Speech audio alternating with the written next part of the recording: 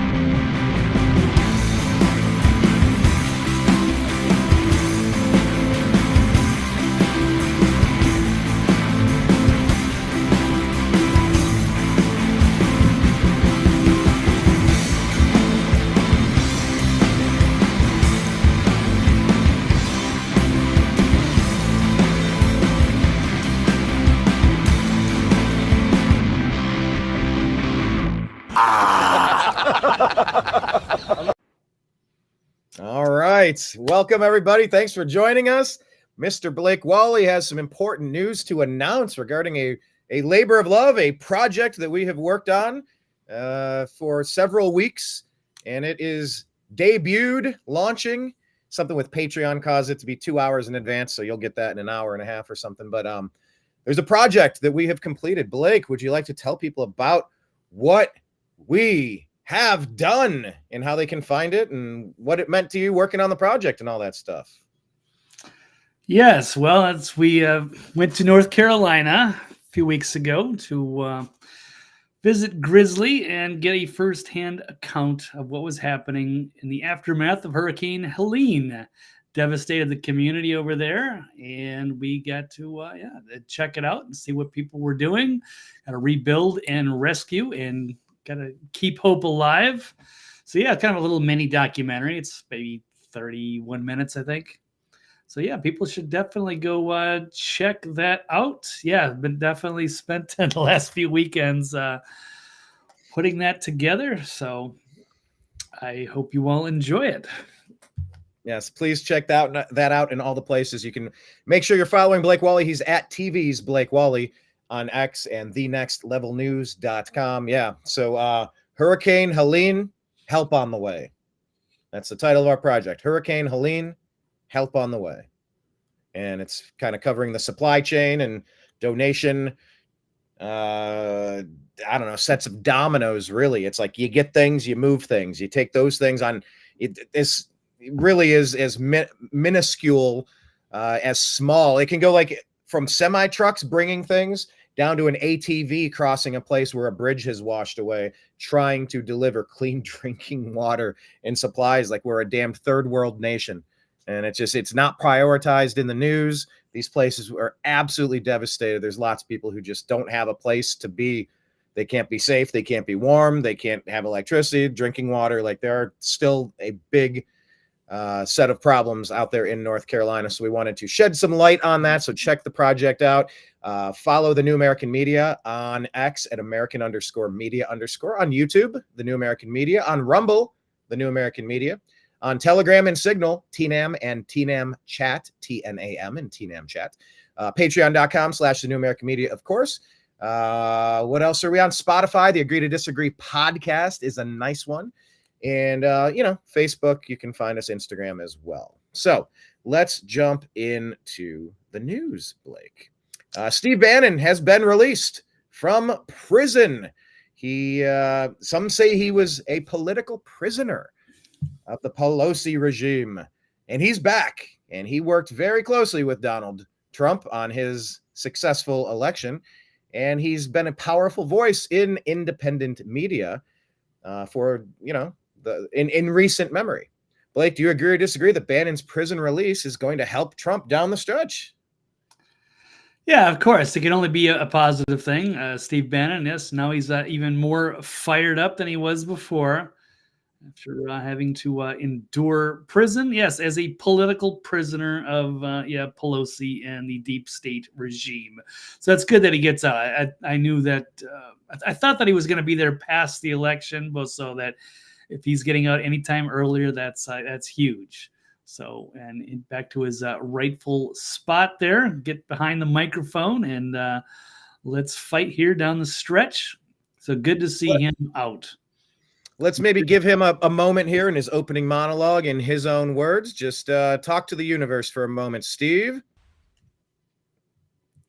Live from New York, the world's financial capital. Turn this in up the here. War Room. It's Tuesday, the 29th of October in the year of our Lord 2024. We're 6 and a wake up away from one of the most important political days in the history of this country. But I want to make sure everybody understands something. And you see from our great staff here, and I'll talk a little bit about the production team and our co-host and, of course, the War Room Posse, all the great efforts you made so that it was next man up. And it's now my turn, right? It's my turn to be next man up, as you guys have done such a magnificent job over the last 4 months. Understand something, and this has to be very clear.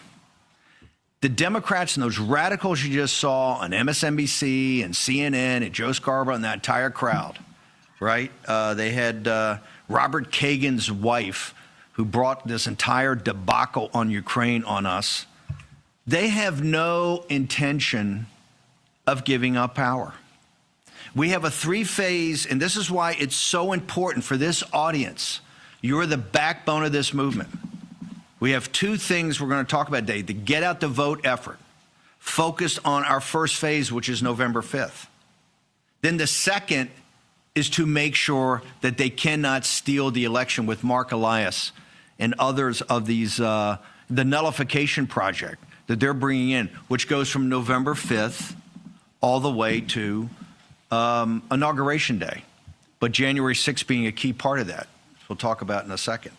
The other is the delegitimization process. I have never heard, and I think most people would agree, the rhetoric that's come out about American citizens calling this audience, not just Donald Trump and not the people around Donald Trump, that's bad enough, calling us fascists, but calling you fascists, saying that fantastic, that amazing rally in Madison Square Garden that could never be pulled off by Kamala Harris or the Democrats, with that energy and people from Tulsi Gabbard to Elon Musk, just the broad cross-section you had of American entrepreneurs, Vivek Ramaswamy, you had these powerhouses up there, right? And they're trying to besmirch that with one influencer's kind of a throwaway, not funny line. I can tell you in coming. We'll pause it there. The point is he's out. You know, go ahead and link back up with him if you've lost track over the last couple months while he's been incarcerated, perhaps as a political prisoner, as many people say. Blake, he brings up a point there. I mean, you've seen the Democrats. They are desperate, flailing and failing and calling everyone's a Nazi. You've seen that that little children's book. Everyone I don't like is a Nazi. And that's really the lowest rung on the ladder that they have sunk to at this point. Do you have any thoughts on, it's not really in the stack, the Madison Square Garden ultra rally, but you've seen the rhetoric, you've seen how it's been covered by these lunatics from the left. I mean, what do you have to say about selling out Madison Square Garden with 20-some thousand people? And most estimates say there were 50 to 70-some thousand people outside that couldn't get in. It was just the event of the century in New York, right in the heart of New York.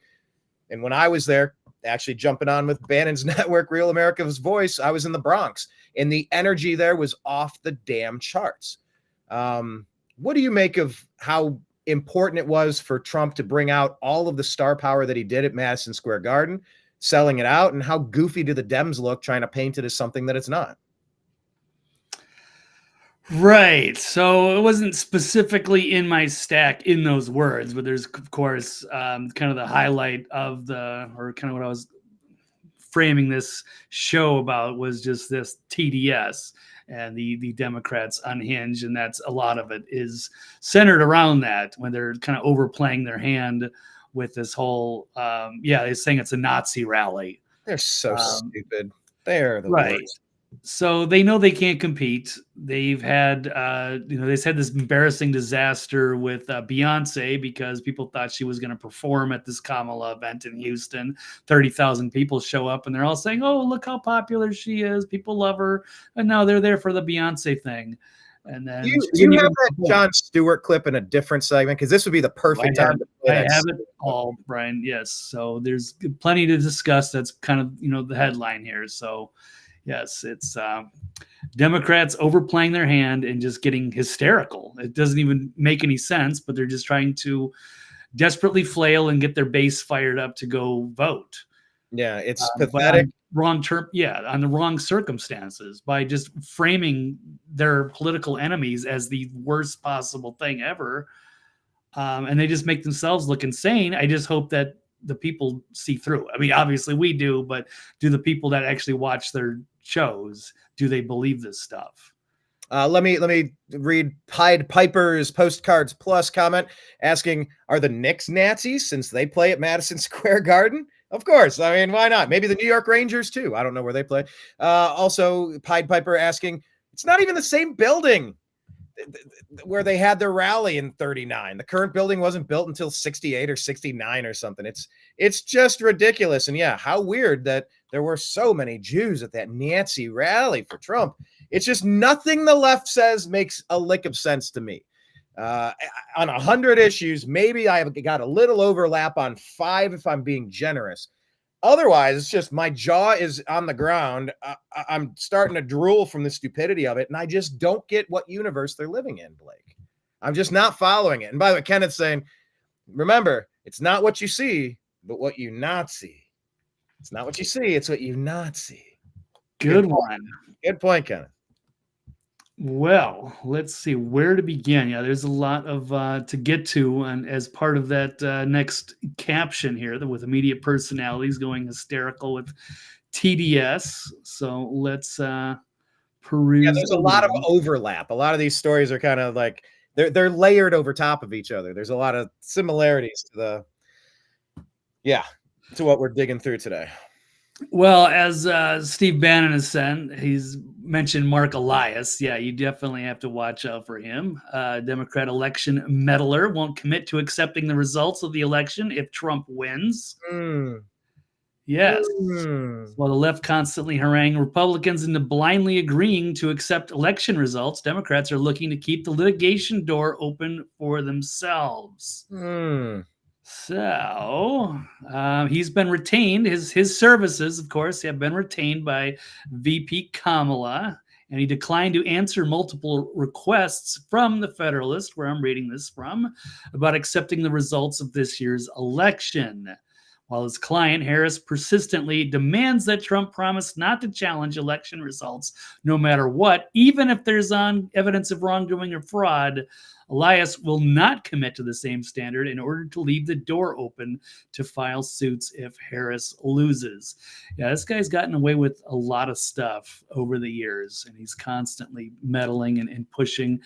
And he deserves to be exposed, and we all deserve transparency. So what they try to say is, disenfranchising people. We would say, these people aren't eligible to even vote.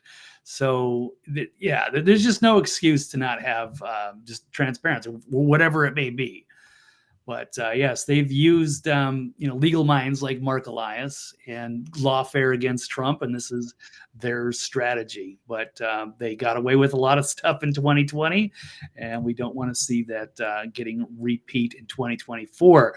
Now, just off of that note, we could start here with Micah the mental case, calling Trump's Madison Square Gardens rally a white nationalist Nazi type rally on The View. So she had a full-blown meltdown on Morning Joe, and then she went on The View, and again to react to the MSG rally. So instead of just ignoring it, it's a big rally, and they could just ignore, pretend like Trump's not a big deal. But then instead they twist it as, this is like reminiscent of 1930s with Hitler. It's insane that they're allowed to get away with this stuff, but they're all repeating the same thing. So in a breathless panic, she described the event as a white nationalist Nazi rally, and then went on to cite her various anti-Trump hoaxes, like the suckers and losers. So why don't we just check this out? I only watched maybe 20 seconds of it, but it was pretty amusing right out of the gate. These people are unhinged. I think it was everything that you need to know about Donald Trump in one weird white nationalist Nazi type rally. And of course, there's historic parallels to where and when this happened. But even more so, it also points out everything that we know, but it's important to act on right now, because this is the moment and we won't have it again. Nobody gets a pass trashing America. Yeah. Puerto Rican Americans, nobody gets a pass degrading people. Nobody gets a pass degrading legal migrants. So this is in reference to one of the opening remarks from this comedian.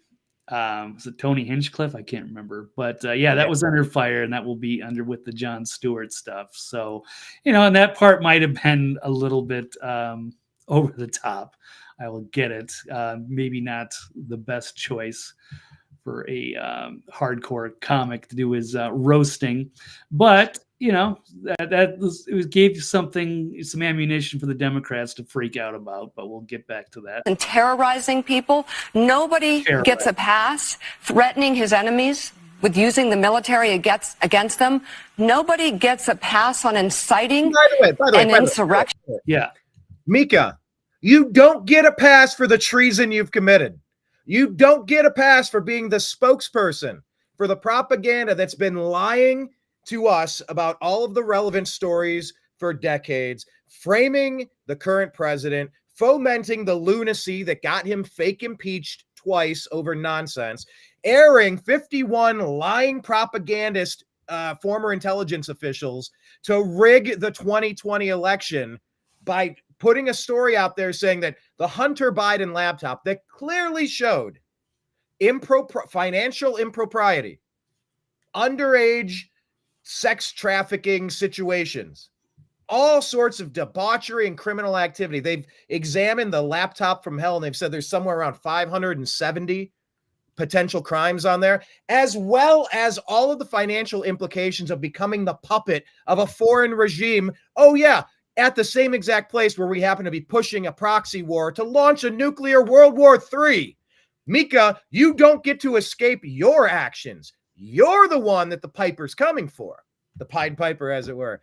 The chickens are coming home to roost for you because you've been framing innocent people. You've been terrorizing Donald Trump to the point where he's had multiple assassination attempts on him because you keep using this goofy rhetoric. You will not stop with the bombastic extremes.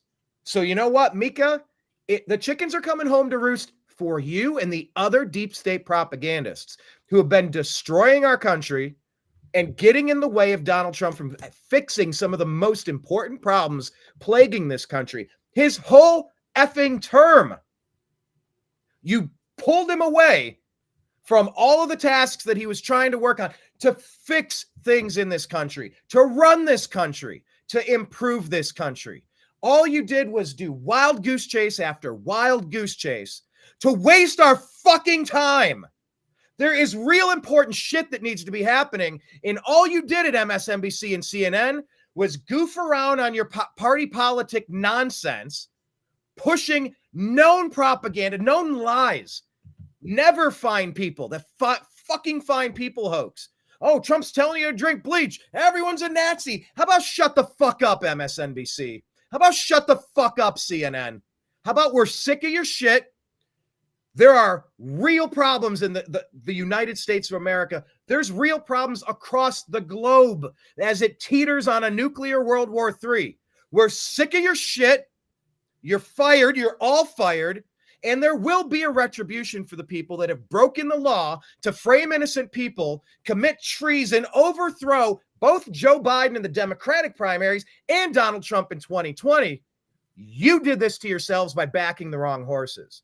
So yeah, you're going to get what's coming when the American people have a chance to vote on Tuesday. I think it's going to be the massive blowout that it should have been 2 years ago, 4 years ago. I think enough measures are in place to catch the fraudulent activity. I hope. Honestly, Blake, I don't know where we turn if they're allowed to pull off some other midnight miracle where 7 swing states magically pause down hundreds of thousands of votes to flip it to the least popular hyena we've ever seen pretend to be qualified enough for this office in Kamala Harris. So yeah, Jennifer Williams says, please vote. If Trump loses and gets convicted of crimes for trying to illegally overturn an election, he'll always be known as the most corrupt president in history, and it won't even be close. Thanks for that one, taking us off point there. But Blake, no, yeah, I mean, history's written by the winners, and if these people win, they're going to go after this, even though he's not the most corrupt, even though he wasn't guilty of any of these crimes. So yes, definitely have to be vigilant for that. So yeah, there are high consequences for this, and you're right. Yes, Micah is very desperate here. They fear the retaliation and retribution that they deserve. So they're going to do whatever it takes. And since they couldn't get a popular candidate in, then they're just going to try to smear the other side as the most despicable people on earth. But it doesn't make any sense, and we can cover this. There's a journalist highlighting how ridiculous the, quote, Nazi rally assertion against Trump is, because there's, yes, no substance to the Kamala Harris campaign, so the machine has fallen back on the, well, Trump is a Nazi yet again. And so they show how there are all kinds of different people at the Madison Square Garden event. There's people that are Black or Hispanic. There are tons of Jewish people there. So it kind of throws out the whole Nazi thing because there are Israeli flags and things like that. It is people all coming together from different cultures, different colors. It doesn't matter. Rallying around MAGA. There is no truth to this Nazi stuff.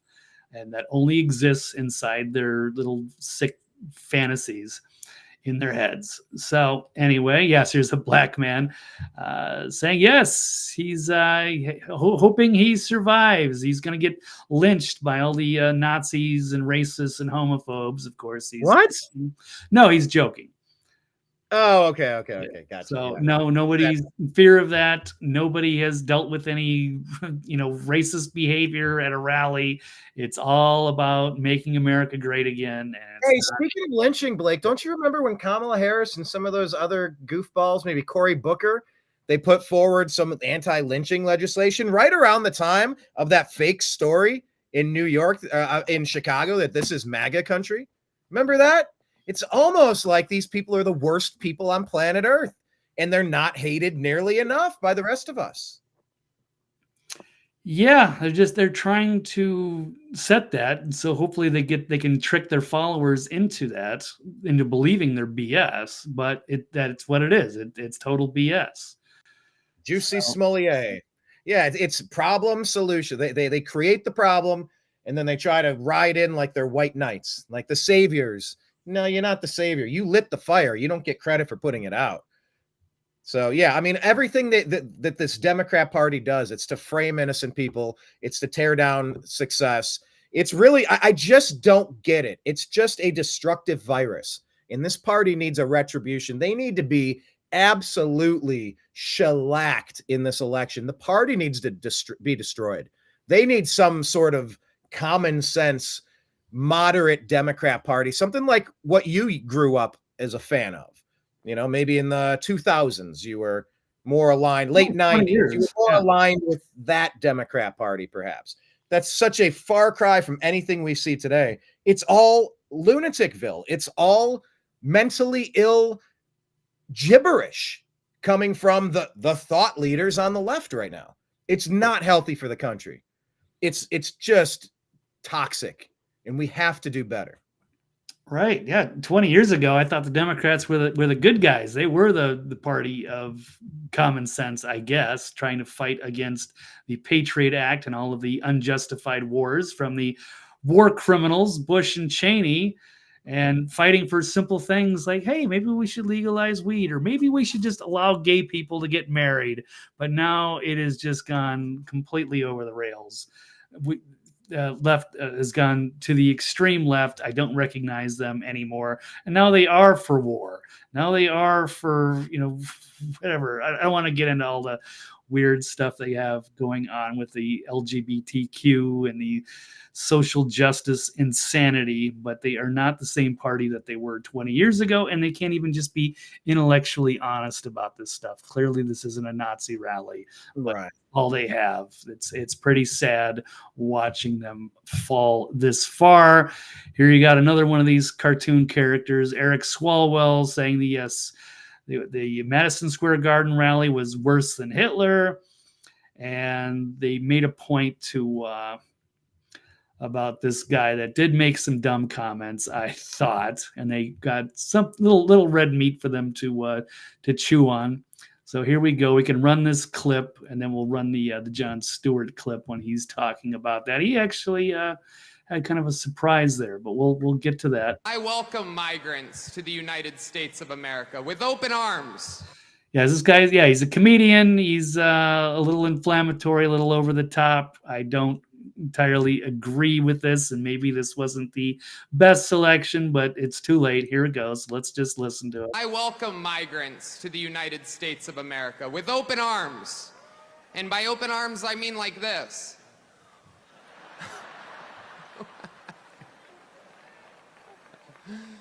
It's wild. And these Latinos, they love making babies too. Just know that. They do. They do. There's no pulling out. They don't do that. They come inside, just like they did to our country. Republicans are the party with a good sense of humor. I welcome my... Yeah, so there it goes. Yeah, I disagree. It's probably better suited for a comedy club somewhere, not in front of the giant crowd there at the Trump rally, but whatever. Yeah, but Hinchcliffe and Rogan, like these guys, they're all together. They're all kind of like the intellectual dark web of comedy. And, you're courting the Joe Rogan podcast as you did. As of now, by the way, Blake, do you know Google is censoring the Rogan Trump interview? Have you caught on to that? Yeah, that's what I'm hearing. And yeah, it was kind of strange, like with the Spotify release, things got kind of bungled right in the very beginning, which was odd because I was actually on like a 2-hour car drive, and I was looking forward to listening to the Trump interview, and I was like, how long does it take to upload it? I kept waiting and waiting. I listened to a different interview with Graham Hancock, and it still didn't come out. And then finally they said there was some kind of an error. Like, how do you botch that? They've uploaded, I don't know, 1,000 episodes, and this is probably the biggest one they've ever done. And then what happened? There was like a misfire. Yeah. Somewhere. But now they're trying to hide it from YouTube search results, which is bizarre. Yeah, so you go up here in the search results of Google, YouTube. You think they know how to run a search? Yeah, that's kind of what the company was built on. So they know exactly what they're doing. When I type Rogan Trump, do you think I want to hear what ABC, ESPN, Disney have to say? They want their authoritative sources to tell me things. I want 3 ladies' opinion on Joe Rogan talking to Donald Trump. Look at this. They want me to listen to 3 ladies yapping instead of going to the direct source to find the freaking thing that I'm looking for. They want me to hear what The Hill has to say and what Forbes has to say. Not interested. I'm going to scroll down real quick. Oh, now here's KENS. Didn't ask for this about Beyonce or Kamala Harris. That's for damn sure. Still scrolling down looking for Rogan Trump. Not like the Rogan Trump interview is consequential or has several views or anything, right? Let's go down here. Here's something from 43 minutes ago about Madison Square Garden. Okay. Top 10 moments according to Watch Mojo. Don't care. The Hill. Don't care. JRE clips. Now we're getting closer, but this is about Kamala. Anyway, going down. Megyn Kelly. Sweet. Not what I asked for. David Pakman. All right. Smart guy. Not the right show. Joke World. Not it. I'm still fucking scrolling. Look at all this. I have to go all the way down here to find the thing with 38 million views in 3 days. Wow. 13 million views a day. And they buried it under all this bullshit. Like, I want to hear what these 3 cackling ladies have to say about Joe Rogan talking to Donald Trump. Why would that be the thing that YouTube shows me, Blake? What in the world is going on with this? It means that YouTube is completely compromised. It is not YouTube. It is like a corporate, I don't know, media complex. It is the CIA. I mean, Google, NSA, what have you, and they are engaged in election interference. They don't want people to see that, and they're trying to hide it. Just let people see it. The hoops that they jump through, and then they try to I've had an article. They were trying to put like Kamala ads on it, and of course, or they're going to show, it spun, like you said, like some ladies on ABC or something are going to give their opinion. Like, we give a shit what their opinion is of that interview. Who gives a shit? For themselves. Yes, show me the source document. Show me the thing that I just typed that got 13 million views over the past 3 days, 38 million views in 3 days, Blake. But they're burying it. I can't tell you how many videos that we've put out at the New American Media that are completely buried. Completely buried. You completely shadow banned, tossed down the memory hole. I mean, we are living in totalitarian times, folks, and there are very few off-ramps before we are taken into a dystopia that George Orwell warned us about. No doubt about it. No doubt about it. YouTube is absolutely suppressing this and bombarding it with Kamala ads. Gross. Friggin' gross. We need options to starve Google, YouTube of revenue. They should be rated by the feds, but not the feds have never really been on our side. But if they were, if we had a functional, federal agency that could go after some of this inner corruption that is, wrecking the Bill of Rights. Really, it's an attack on our country, what they are doing, and they deserve to be punished, exposed, and punished. Like, people need to be fired for this. There is no excuse for that. And Kenneth, you're right. It's not your tube, it's their tube.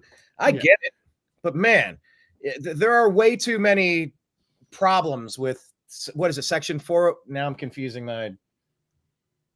What is the one where you can be a publisher or you could be a platform, but you can't be both?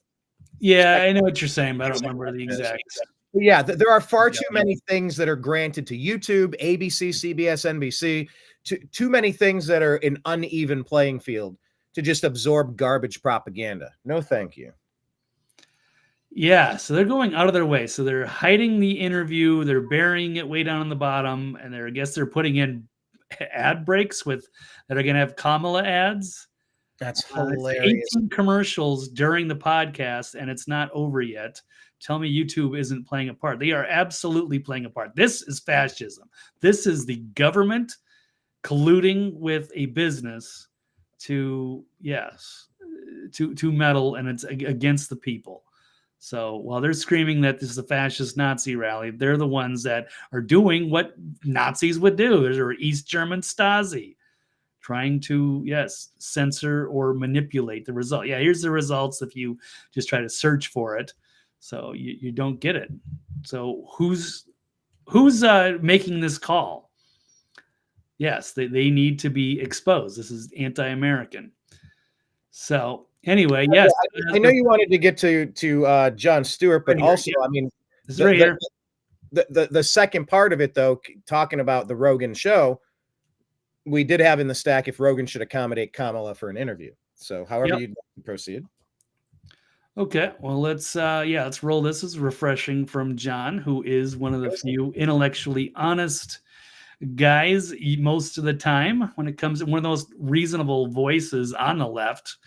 There's only a couple left, I think, and he's definitely front and center. So let's check him out while everybody else was getting triggered by the mainstream. Before we press play, let me just say hello to Glenn, Tony, William, Joe, Nathan, Keith, and everybody watching on the Facebook feed that's not showing up in our ratings over here. Because Facebook, in a wonderful act of more election interference, they will not connect our channels on Facebook. The Agree to Disagree show, TNAM Preparedness, they will not connect it through Restream, so you can't get the show directly. No reason other than they hate us. Meta, Google, YouTube are trash companies, and these people get off on manipulating you, thinking they are kings of the universe, and they play you like a fiddle. So anyway, we're trying to circumvent that and broadcast live. But yeah, switch over to X at American_media_. We can get your comments on there. And as a last resort, you can go on YouTube, The New American Media, and follow us live. Also, Blake's channel. What is it? The Next Level News or Blake Walley? Which one is the YouTube? YouTube is actually Eccentric Perspective, since YouTube deleted the Next Level News channel. Gotcha. Yeah, follow us on those platforms. Misinformation, which I turned out to be right on. Yeah, that of course. Right. Yeah, I love that they become the sole arbiters of truth. Only we may determine what's true and what's not. How about piss off, man? What is less likable on planet Earth, Blake, than a know-it-all? A know-it-all who's very wrong. I don't mind a know-it-all if they got their shit together and they are actually batting average north of 95%. I don't mind that. But when they don't know what they're talking about, but then they claim the ability to silence us. I mean, there's not much more annoying on planet Earth, is there? Right. It's total hypocrisy. And yeah, they should at least apologize or get things right, or at least fess up when they're wrong, but they don't. They just throw it down the memory hole. So yeah, they should be like apologizing to me, giving me my channel back, boosting me in the algorithms. They should put like a little note on there. Yes, we're sorry. We've gone after this channel. We were wrong. We were sincere apologies. But no, that's not going to happen. So the channel's just gone, just like that. And we've lost other channels that have had a lot of other content on too, that have been just thrown away. But anyway, I digress. Let's take a look at Jon Stewart talking about this Madison Square Garden rally. Raise the alarms. The opening act, grabbing headlines for all the wrong reasons. A comedian who offered unfunny, racist, cringeworthy jokes. Basically calling Puerto Ricans trash. The most repulsive racial jokes about Latinos. Disgusting and hateful. So incredibly crude. Frankly, just too X-rated to play here. Extremely vile so-called jokes. Extremely vile so-called jokes. She name-checked my comedy album from the 90s.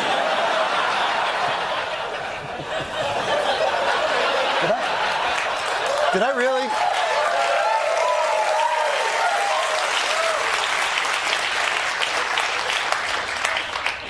I don't know who's AI, me or that guy. Now, obviously, in retrospect, having a roast comedian come to a political rally a week before Election Day and roasting a key voting demographic, probably not the best decision by the campaign politically. But to be fair, the guy's really just doing what he does. I mean, here he is at the Tom Brady roast a few months ago. The great Jeff Ross, ladies and gentlemen. Jeff is so Jewish, he only watches football for the coin toss. Gronk, you look like the Nazi that kept burning himself on the ovens. Kevin is so small that when his ancestors picked cotton, they called it deadlifting.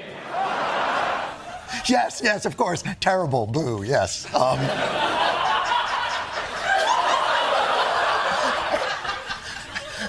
There's something wrong with me. I find that guy very funny. So, I'm sorry. I don't know what to tell you. I mean, bringing him to a rally and have him not do roast jokes, that'd be like bringing Beyonce to a rally and not have... Oh.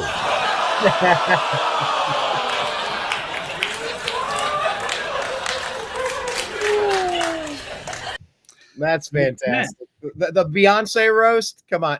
Tell people, if they missed that part of the story, tell them what that's about. Right. So Kamala's got this, they've been playing this hoax on the American people where she's got these huge rallies throughout the country. And there's not that many of them, several of them.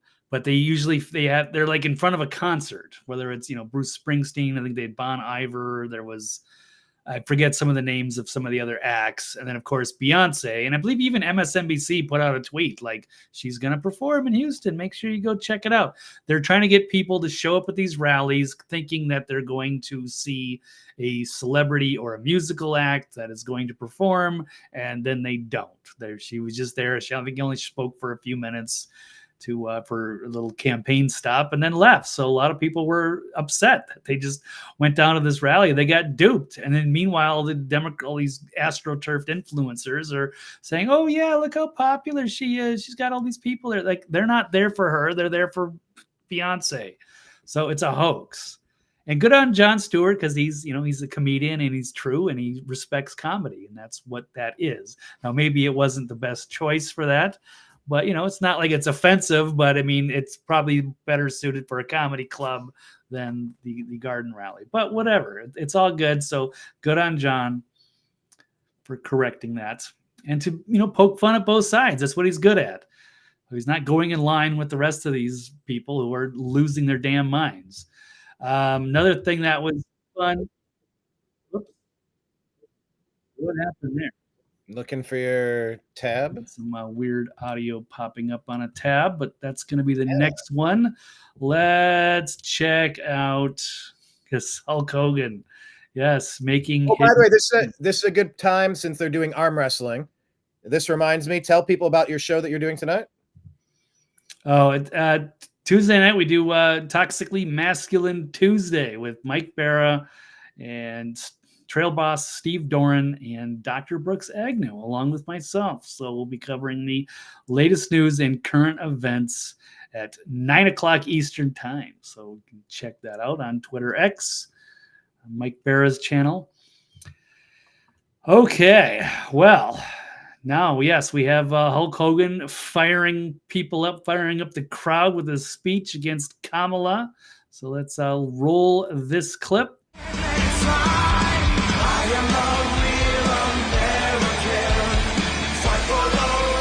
Yes, like back in the day, I don't want to trigger the. Oh yeah, that's right. Well, who cares? It's not like we're gonna. These copyright things need to chill the f out. YouTube isn't gonna fucking make this viral video, Brian. So just chill. They're never gonna we're gonna get millions of views and now we're gonna take it off. No, but these copyright things are stupid. Right? They're just. This is. We don't even monetize anything. We're not allowed to. It just puts a target over us and then forget about it.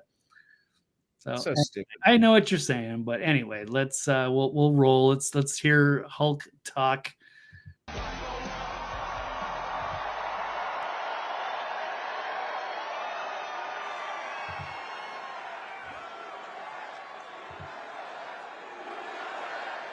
Hello, Dreamer. Greetings, Team Am Nation. Listen up, brother. It's Team Am Nation. And I'm Dreamer Ultra. Well, let me tell you something, Trumpomaniacs. Trumpomaniacs. Welcome to the house that Hulkamania built. You know something? Usually when I'm in Madison Square Garden, I'm body slamming giants. I'm winning world heavyweight titles, and I'm cracking people over the heads with steel chairs. And the energy in Madison Square Garden is off the Richter scale. But today, Trumpomaniacs, the energy in here is something like I've never felt. The energy of all these Trumpomaniacs is the most powerful force in the universe. And today, this is Donald Trump's house, brother. Kamala's not getting that. You know something, Trump maniacs? I don't see no stinking Nazis in here. I don't see no stinking domestic terrorists in here. The only thing I see in here are a bunch of hard-working men and women that are real Americans, brother. Yeah. Real American. Yeah, so I definitely want to point that out. There are no Nazis, no domestic terrorists. It's just good, hardworking people that care about the country, and it's all inclusive. So whether you're But black, that's what Democrats Hispanic, call Jewish, normal people. right? Democrats call normal people those things all day long, and they're sick of it. So sick of it. Yeah, so they've overplayed their hand, and that's all they've got. So Let me go over to this. I was going to jump in with this video probably 15 minutes ago, but there was a different point to be made. But here's something Elon said at Madison Square Garden as well, kind of doing a callback to Blake, referencing how much the Democrat Party has changed over the years. Here's Elon in his words from Madison Square Garden. Amazing.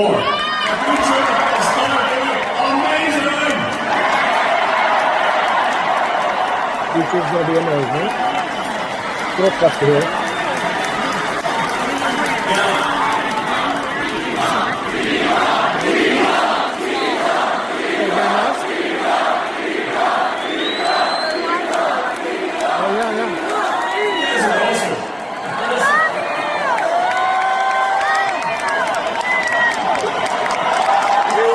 That's a ton of energy in the room. This is the kind of positive energy that America is all about.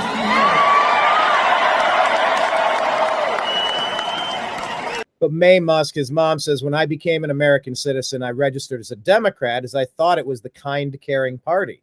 Now it's the party of dishonesty, corruption, and malice. I have resigned, and I'm looking forward to voting Republican. I love America. Vote. So many people used to think that was the caring, compassionate thing to do. Like, I don't know, Democrats, they're just that party. And Republicans had a really bad connotation. They had a really bad vibe check to who they were and what they were about. And honestly, I think they earned it. I think when it was the party of neocons and globalists, liars and traitors, of course they deserved every ounce of scrutiny. But Trump has completely seized this party and remolded it, transformed it into something it was not. I've never seen anything like this. It really is a complete rebranding of what the Republican Party is. And it's an unstoppable force, unlike anything I've ever seen, Blake, in the world of politics. I always said we need a third party, but it was because I hated the Republican establishment so much. They were the same as the Democrats. Well, those Republican establishment members, the Cheneys and Bushes and the Romneys and the idiots, they have gone to the Democrats and endorsed them. Whoever's left on this side of MAGA, that's the common sense party for America now. It's pretty impressive. It really is. And they're calling it the Avengers. They're saying that this super team of Vivek and Elon and Tulsi and RFK Jr., it's a pirate ship. It's a MAGA pirate ship. It's the Avengers. And it really does seem like a cast of superheroes has been assembled to try to save a planet before it goes bonkers, save a country before it completely implodes on itself. yeah, I would agree. It's amazing how things have changed and how weird it is that not only have they changed so much in 20 years, but now they've aligned with their arch rivals of 20 years ago. It's like, make it make sense. Yeah. It doesn't. It should be obvious to everybody what side to be on at this point. Yeah. We're expecting a blowout, but please, I think today's the last day in Pennsylvania to get out and vote early. Go vote in person. double check. Don't wait till the last moment. Get out, get that vote in, and chastise your libertarian friends who are throwing their vote away on a candidate that has 0% chance of making any positive impact. Tell them it's a two-person race, and if you don't vote for Trump, you're voting for the Democrats. That's your duty out there, libertarians. I've not been successful in two of the people that I like talking to the most. Man, Blake, I have not had a very good batting average trying to talk some sense into some of these libertarian idealists that like, oh, I'm going to vote libertarian. I'm voting Chase. Trump in that bump stock. It's like, holy shit. You're ignoring the hundreds of good things, and you're ignoring the new lineup of what the new agenda is going to be. You're just ignoring that that's there. Well, libertarians. Yeah, well, the libertarians aren't in this race because they're not polling. So sit it out or be the man in the arena. Pick Kamala or punish Kamala. Pick the Democrat or punish the Democrat. Pick the Democrat or punish the Democrat. That's your choice. And you only punish them by voting for Trump and MAGA. Hold your nose. Do it even if you don't like Donald Trump, Blake, right? Yeah, I agree. It's bizarre that they actually try to think that these are all the same. Like, it doesn't really matter, and they're going to throw their vote away on Chase, or they have like unrealistic expectations of, they want like this guarantee that Trump is somehow going to, he's got to prove that he's going to shrink government, or he's going to pass a balanced budget, or just things that are just almost impossible, like unrealistic expectations that even Ron Paul or Thomas Massey would not be able to accomplish if they tried to say those kinds of things up front. So it's clear that so hopefully the libertarians will come together. I did convince one of my friends. We had a long back and forth about that. And so he's going to be voting in Minnesota for Trump, which is great. So good job. I've won a few souls to the Lord. As an evangelical, that's something you're taught. You're supposed to win souls to the Lord. And I'm like, I'm just not really comfortable selling God. I'm a pretty good salesman, but I don't really want to be doing that. Like, I'll talk if it comes up, but I'm a little uncomfortable. But yeah, I've won a few souls to the MAGA party, I think. I know I have. And I think that there's an impact when you have the courage to put the sign in your front yard. You have the courage to speak online and speak on your public profile and let it rip. The reason why the crazies have gone this far is because the normal people have been bullied into silence, been threatened with loss of job, been threatened with retribution of all kinds. And we're over it. We've been pushed into the corner. Brother, there's nowhere else for me to back up to. You pushed me too far. I can only take one step, and it's in your direction. Let's go. And now you're getting the pushback that you've deserved this whole time, you deep state creeps. So yeah, Pied Piper saying there are shenanigans going on in Pennsylvania. We are aware of that. We are tracking that, but please get out there in Pennsylvania. Last day for voting early is today. Come on, Pennsylvania. I hate your Pittsburgh Steelers, but you can get this right. You don't get everything wrong. You got a few nice things out there. We share a border with you, being from Ohio, but you got to get this right. And it shouldn't even be close. There is no social stigma anymore of being a Trump supporter. But remember where they talk about the Sunshine Patriots? I'm not sure if you know that quote, but it goes like this, Blake. It says, there are times, here we go. These are the times that try men's souls. The summer soldier and the sunshine patriot will, in this crisis, shrink from the service of their country. But he that stands by it now deserves the love and the thanks of man and woman. The sunshine patriots, it's not that difficult to finally stand up and speak when everyone else is. But you know what? Every chance you get, you might inspire the next person to stand up a little taller and to not get pushed around and not get bullied. And it does become the zeitgeist of the nation. We can normalize normalcy. We just have to reject, mock, and ridicule, shout down, and vote into retirement all the lunatics. I know we're capable of it. We just really have to catch them red-handed. It's like the scene in Pulp Fiction, Blake, where he gets his car keyed, and he goes, "Oh, that gutless piece of," he goes, it was almost worth him. It was worth him doing it just to catch him doing it. It was worth him doing it just to catch him doing it.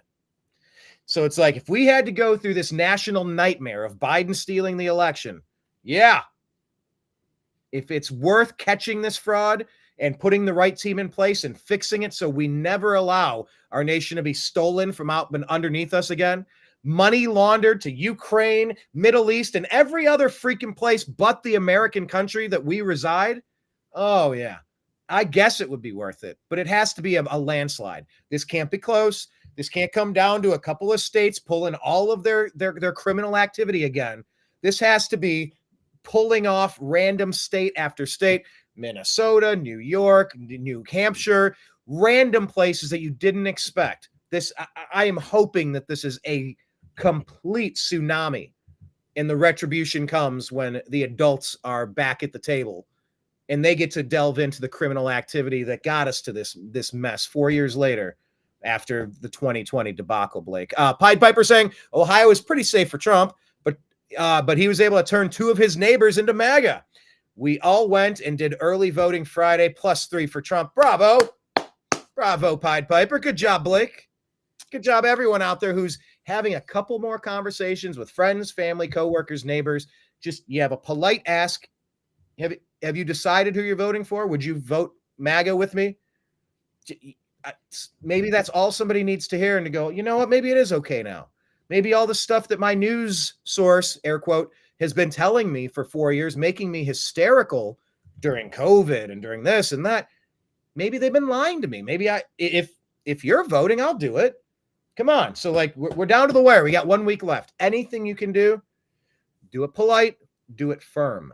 And yeah, we're in the final stages here. Finally, Blake. Finally, 1 week to go. Right. Yeah, some interesting stuff there. I don't know if you saw the photo bomb here with Bosa. Yeah, can you full screen the 49ers game? And then I guess they cut this scene out and then had to restore it. I mean, it just shows the desperation by these networks going, all into it's again election interference. Yeah, that's NBC Universal right there. Because if it was Kamala, if he was endorsing Kamala, they wouldn't have cared. They probably would have had him. He'd probably be on The View right now. Yeah.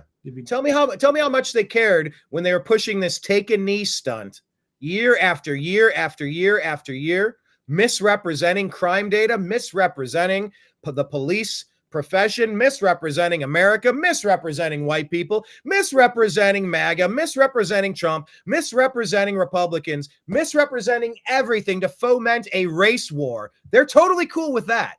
With the Kaepernick stunt, the Kaepernick lies. The guy that sucked at his job, he got benched for Blaine Gabbert, and then he tried to turn it into some racial crusade, lighting a match and burning parts of America down year after year. The NFL was totally cool with all of that disingenuous nonsense. Are you going to cut a clip of a hat because Joey Bosa likes Trump? Well, the rest of us like Trump, and we don't like you for what you're doing. Thank you very much. Okay, well, here's the clip in question. In the first half, what was said during halftime? Hey, all right. That was it. It was that quick. Make America great again. In the first half, there's another clip I had earlier, but I didn't have it because it's kind of wonky to play. But apparently, they weren't letting a lady come in wearing a MAGA hat to that Levi Stadium. So what? Yeah. Yeah, that's not good. Dreamer commenting here that the low-hanging fruit is independents and libertarians. We need all of them this election. And I'll tell you what, look, when you brought RFK Jr., come on. That's an extra 5 to 10% right there. This race hasn't been close since he brought RFK Jr. in. It's been a 15-point swing since then. 5 to 15 points. And the more you hear Kamala, the less people like her, the more that you see Trump in 3-hour long form interviews, knowing a little bit about every damn subject under the sun. He does the meandering. He does the wide answer, the wide ranging answer. What does he call it, Blake? There's a term he uses. But remember, yeah, I mean, this hasn't been close for a long time, Dreamer. I think adding RFK Jr., this has been a dead campaign walking for Kamala Harris ever since. Like she never had a chance, but when Bobby Kennedy teamed up with Trump finally, reluctantly, because remember, Trump was supposed to work with him previously and they backed out and kind of made Bobby look like a liar. And he was very reticent to do this, but it's the way forward. And now it is really a super team of people coming in to make things right again. Very excited for it. I do think most libertarians and independents. Remember, Donald Trump came in with Bobby Kennedy to the Libertarian Convention. Go back in our footage on Rumble and YouTube for the New American Media, and you'll see the speeches. They were asking for the libertarian vote, saying it is so important to stop these Democrats who are shooting at my head. Not at that time, but they're shooting at his head. They're destroying the country. They're not taking anything seriously, from Afghanistan to the border. Like, it's not just reckless, it's treasonous, traitorous, dangerous. So yeah, I think people appreciated the direct approach of asking for their vote at a rival party's convention. I thought it was brilliant from Angela McArdle to do so. It's been one of the best campaigns I've ever seen run. This should be a 30-point, just a massive landslide, Blake. I don't see how this could remotely be 51-49. Oh, it's a close race. In what universe is this close? Then again, I said the same thing during Biden. So we'll see if we can catch all of the shenanigans, I suppose. Pied Piper's hearing that JD Vance is doing Rogan too?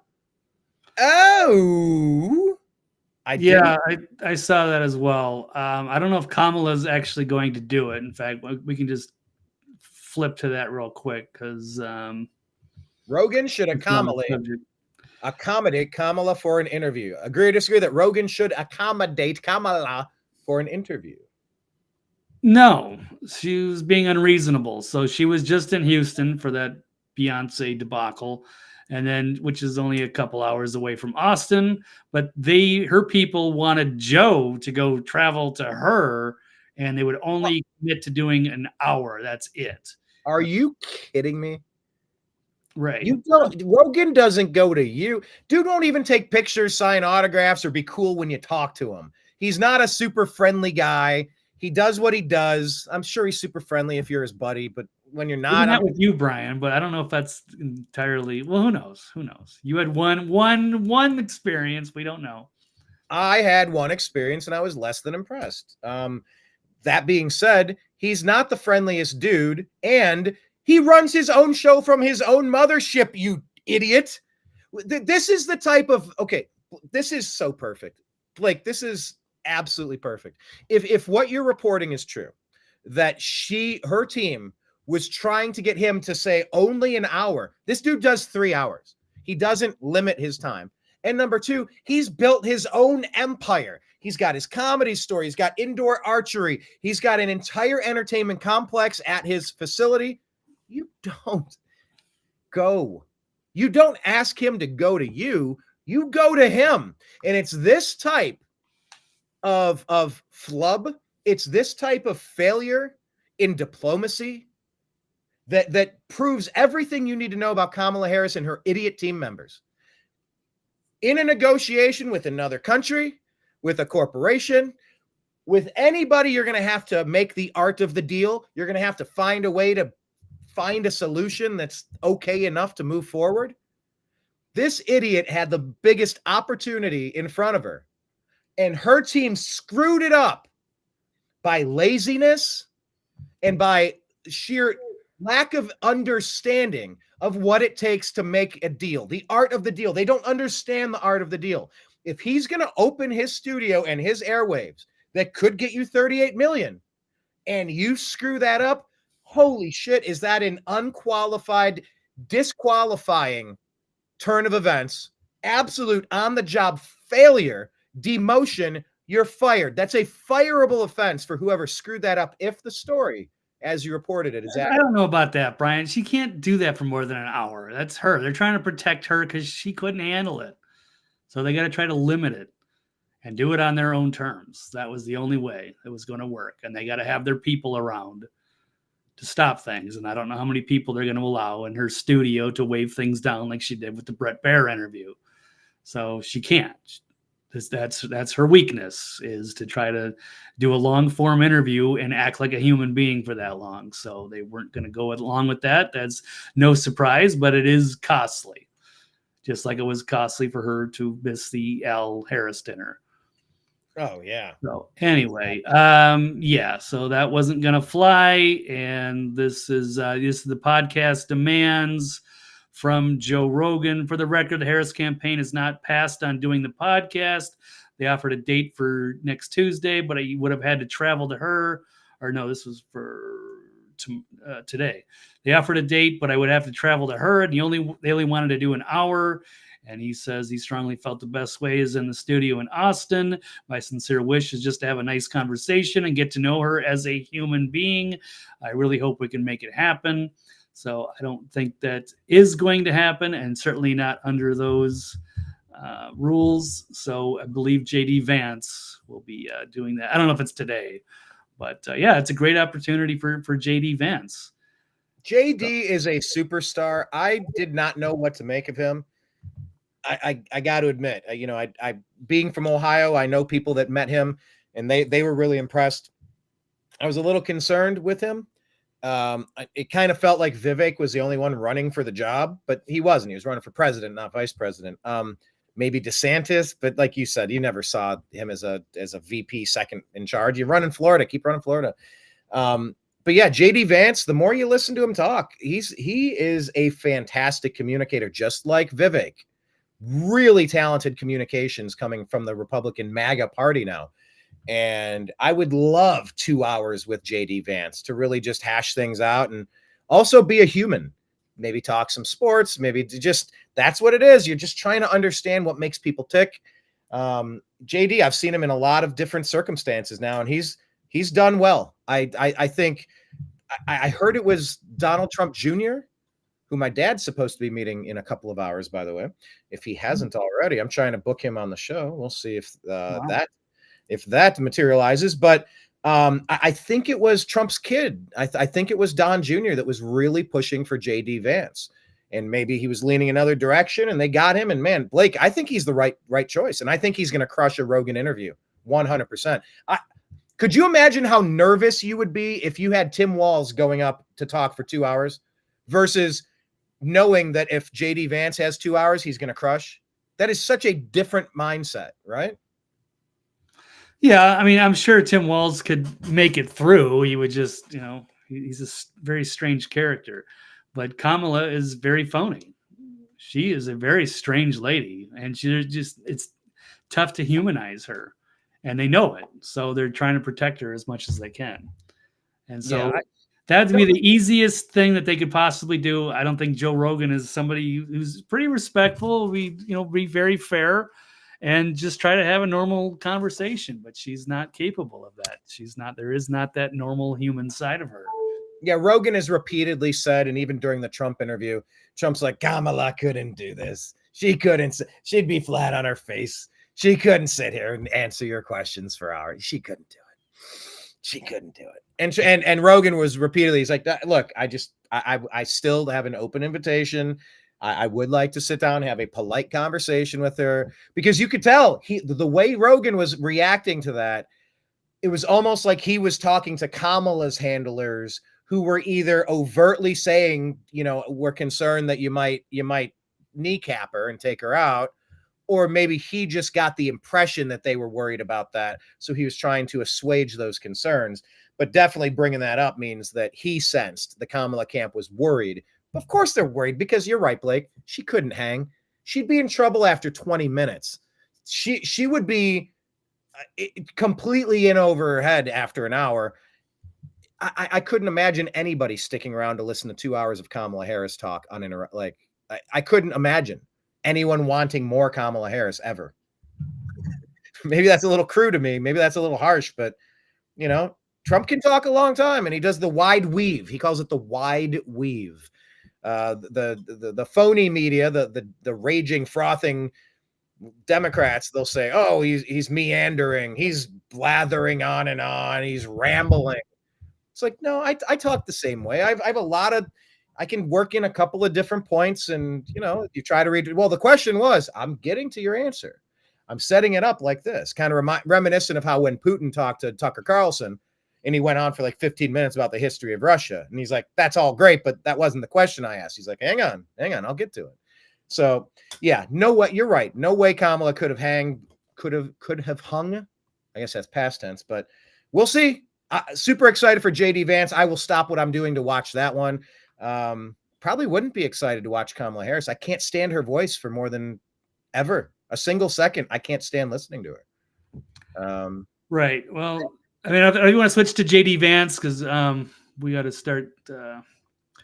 Let's talk about JD Vance here. We got a lot of stories And still left here.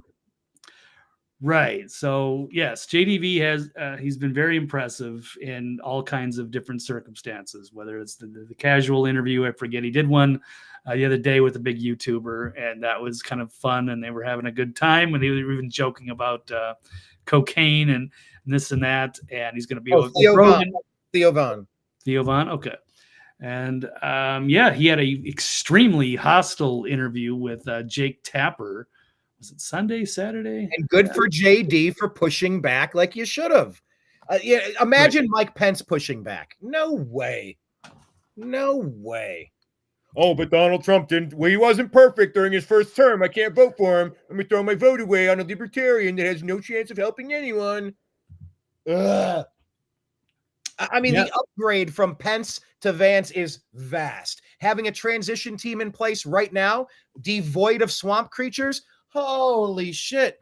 I mean, everybody said it. Trump had no idea what he was doing last time. He was a political rookie. I'm so excited for just the night and day difference this is going to be. Yeah, good on JD for pushing back. All right, well, we'll just show the one of the major highlights here, and it's from Donald Trump Jr. here, who promoted this on Twitter X.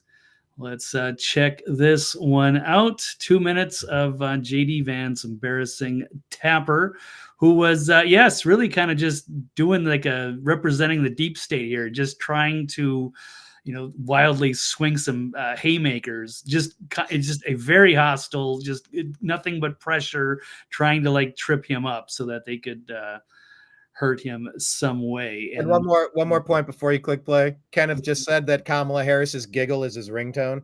Dude, Blake, if we were in a store and somebody's phone went off and the alarm and the chime was on, if Kamala Harris cackling was somebody's ringtone, that might be one of the funniest things ever. Thank you for that audio visual.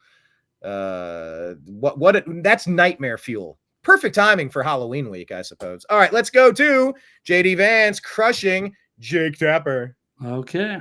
Agrees with that, but he's talking about you do based on the way you're asking the question.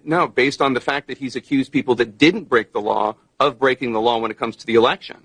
And if you want to revisit that, I'm happy to. But Liz Cheney, he said, should be put before a war tribunal. None of that sounds fascist to you at all? No, of course it doesn't. Of course it doesn't. Before a military tribunal? This is deep state and Jake Tapper fucking openly panicking because, yes, there should absolutely be some retribution for the lies and the warmongering that has happened over the last 20 years. Well, I don't buy into the premise of what you're saying, Jake, because I just said on things that I know that he said, on things that I know that he said, you're imputing things, you're taking words out of context, you're taking two separate conversations and pretending that they were made at the exact same time. So Yes, you are, Jake. I could show the clips. I don't know if we have enough time here, but yes, he's taking two different speeches and putting them together to try to smear Trump. Rejecting the premise of your question. Just because it came up and I want to get it off the screen, but that's a funny joke, Dreamer. We're talking about the long-winded, meandering answers that kind of baffled Joe Rogan a couple times with Trump. He's like, I appreciate all that, but what I was asking you a question about this. He's like, I call it the weave. It's the wide weave. I talk about a lot. Dreamer saying the wide weave is also what they refer to Donald's haircut as. Nice joke, Dreamer. The wide weave is Donald's haircut. Well done. Just want to give you your roses on that one. I love the jokes. You guys and your jokes in the comments keep me fueled. Thank you for that. Okay. All right. And I frankly don't believe what you're saying about Donald Trump's words. If you'd like to put up a clip and actually put him in context, I think the American people would realize that Donald Trump is a hell of a lot more reasonable than the people like Liz Cheney who would like to lie us into war. Now, Jake, we also have to remember, step back a little bit.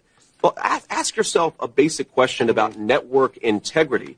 You guys talked about the Russia hoax nonstop. The FBI was investigating it. The FBI was investigating it. We recovered that. And so you took the words of unnamed FBI agents and put them on your network as if. He reminds me like a Muppet. He's like, the FBI was investigating it. The FBI was investigating it. Meep, meep, meep, meep, meep, meep, meep. Right. Like a damn Muppet. Oh, the FBI was investigating it. Your same deep state handlers that run your network, piss off. Oh, yeah, we were all in on the hoax. So, like, we had to cover the thing that we were lying about, right?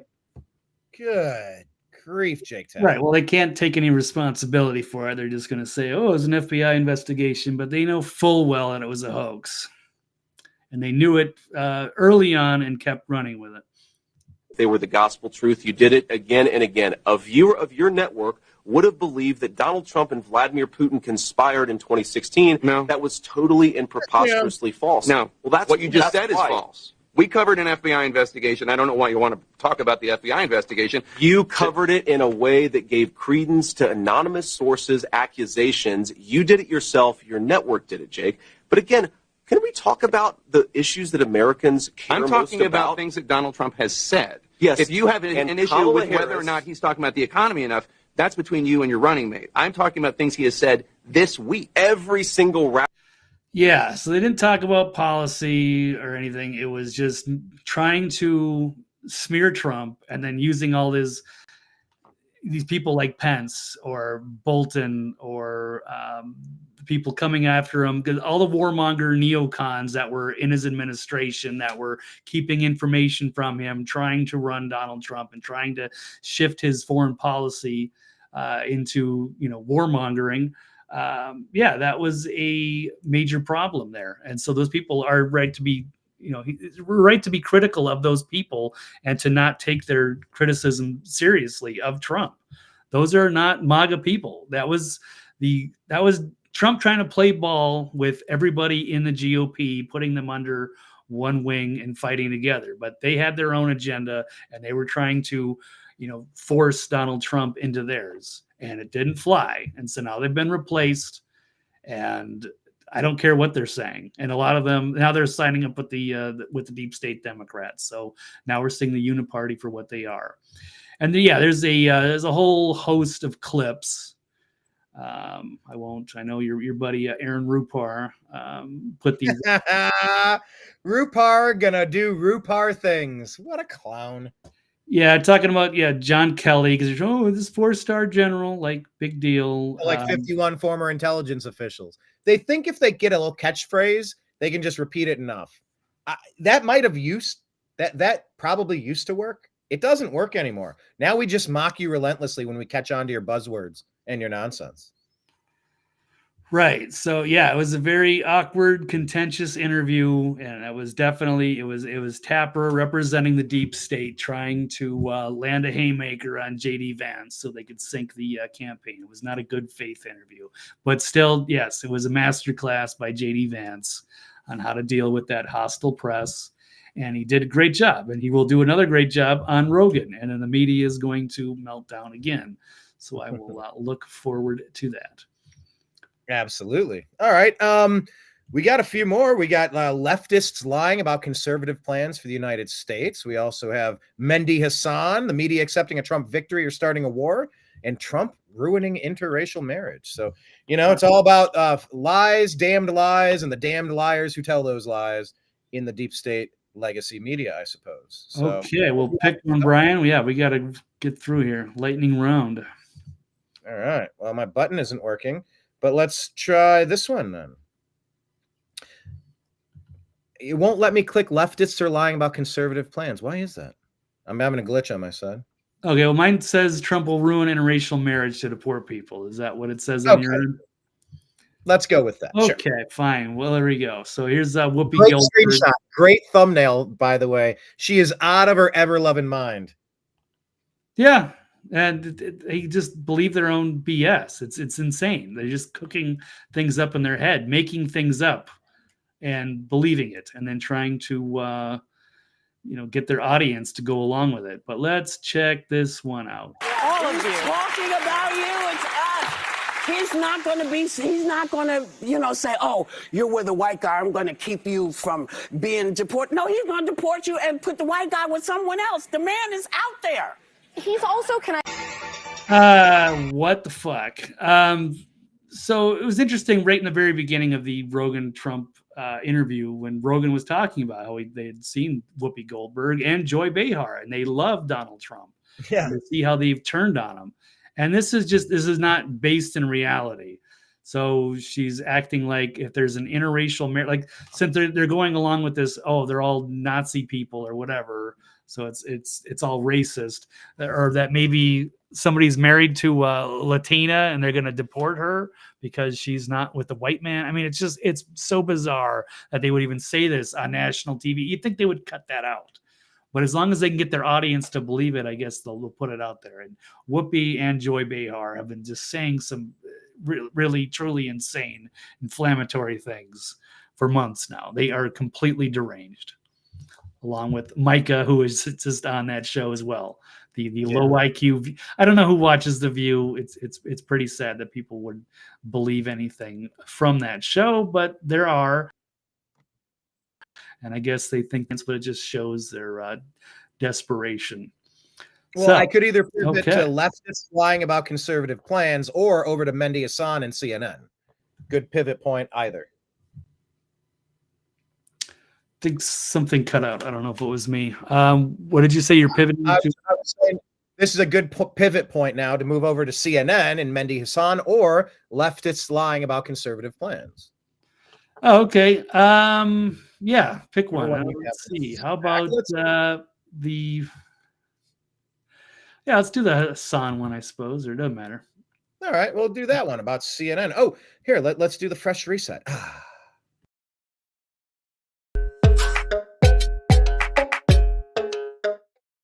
I like those little stingers. Those are like the piece of wasabi. I'm sorry, the piece of ginger in between bites of sushi. It's a palate cleanser. All right, Blake, agree, disagree that Mehdi Hasan should be kicked off of CNN for remarks? Agree, disagree. Yeah, just where I was kind of fitting that sentence in. So, yeah, he was making the Nazi reference again, of course. Like, it's just okay. It's okay to label, MAGA people as Nazis, and it's a Nazi rally. So it was bad. And then the conservative that was on the panel here, the one representative, did go off the rails and said something even more stupid. Did you see this one, Brian? This was kind of a hot trending issue last night. So conservative about the Hamas topic, right? Right. So a conservative was banned from CNN for these controversial remark about the Muslim guest during Wild Exchange.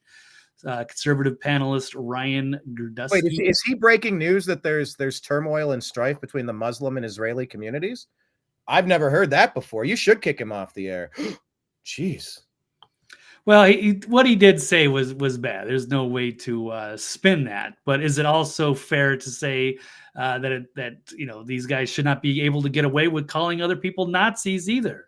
So he kind of got him enraged in the first place, and then he went over the rails even worse. And then he got lectured on by the CNN host, and then he was later basically kicked off, and he's not coming back. So let's check out this. By the way, before you press play, Pied Piper mentioning regarding that last clip that we played about deportations here. It says it's easy to keep a family together. If someone is getting deported, deport the entire family. Yeah, we've seen that rebuttal. The media up in arms over that. It's like, yeah, you broke into the movie theater. You don't get to watch the movie. You're going to get escorted out. Go back to where you came from and buy a ticket if you want. But yeah, I'm not going to split the family up. You can all go. We'll see. Yes, there's probably half of them probably got to go. I don't know. Or the other half should not get voting rights for like 10 years or something. If we're going to keep some of the good ones that embrace the country, I'm not in favor of just the complete mass deportations, but all of the criminals have to go. And then probably 50% more. They did not come in the right way. That's going to be a big mess to untangle. But what we do know is that if we don't get Trump and we don't start doing something about it, it's only going to get so much worse as with Kamala, and then we won't recognize the country. They'll double the amount of people, and then soon we'll lose our culture, and nobody will ever be able to win another election again for classic Americans. So, all right, let's get to this clip that was making the rounds last night. If you don't want to be called Nazis, stop doing it. Stop calling people Nazis, you fucking jack off. Anti-Semite more than anyone else's table. Yeah. And people will sit there and, no, by me. I never called you an anti-Semite. I mean, I'm not sitting here saying I'm a supporter of the Palestinians, so I'm used to it. Yeah, I hope your beeper doesn't go off. The thing is that... Yeah, hope he doesn't have his beeper go off. Yeah, it's a clever joke, but maybe inappropriate and over the top. Just say I should die. You should not. No, Did you just say I should be killed? No, I did not say that. No, I did not say that. Hold on. Did your guest just say I should be killed? On live TV. I said I hope Guys, you let me just stop. You said you hope my beeper doesn't go off. Because you said I'm a big supporter of... Yes, he hopes your beeper does not go off. Guys, let me I said stop. Palestinian. Are you? Am I what? No, of course I'm not. Are you a racist, violent person inciting violence against Ryan, that's disgusting. That is completely. I apologize. That Good is job, CNN. completely Let's have first block out say the Muslim guy should be blown up. I apologize. On TV. Don't say then I apologize. You literally. I thought he said Hamas. You didn't think I said Hamas. I said I supported Yes, Palestinian Yes, rights. I did. Why? Because when you hear What's funny Palestinian, is you hear Rudy Hamas. Giuliani said this yesterday, so you're a great guest to be here to defend Rudy Giuliani. I wasn't going to entertain nonsense today, and so at this point, this is what we're in now. This is America in 2024. Here's what I will say. Forget the racism. That's right. It's I should That's die. right. I didn't say that. You should said, die. what does beeper mean? Don't give me your fake ignorance. I did not say you should die. Why did you say with my beeper go? What did you mean? What did you mean by the beeper? So what did you mean? What did you mean by the beeper? No, you didn't. You said, I hope your beeper doesn't go off. Ryan, stop talking. At least have the guts to support your racist comments. Hang on. I'm so sorry. Gotta bring it back. This is why yesterday's rally was disgusting. Don't call us Nazis, but I'm going to threaten the brown guy as a terrorist and kill him. Because I didn't ever say Donald Trump was Hitler. But do you know who stood on a stage yesterday and said, I want to come to the Nazi rally? I don't have to make up words and call you something. You're saying it for yourself. What? And what you just said right here, what did she just say? I will tell you, I don't accept that apology. I don't You know. didn't even say Donald Trump was Hitler. But do you know who stood on a stage yesterday and said, I want to come to the Nazi rally? I don't have to make up words and call you something. You're saying it for yourself. And what you just said Kamala right Harris here, is a pimp. apologize, but I will tell you, I don't accept that in the world apology. is You didn't even she say it That's to fine. me. I didn't say That it to was you. disgusting. But It's an emotionally charged, awkward situation on live TV. So, And it's an not unwatchable people acting format. rats. It's an unwatchable format of people just yapping over each other. Right. But yeah, that's the way it went with the big panel there. And then, yeah, things went off the rails. But yeah, he did not handle this well. He should have just focused on, it's easy for me to play Monday morning quarterback. But yeah, he crossed the line there. But it's, why is Mehdi allowed to call people Nazis? That's not fair either. Thank you. Maybe they should Demand focus- apologies and resignations from anyone using the N-word, okay? If you're not supposed to use the N-word, you should be punished for using the N-word. So no more Nazi talk out of these clowns. It does highlight a bizarre equivalency. No. We can say the worst things possible, calls to violence and assassination.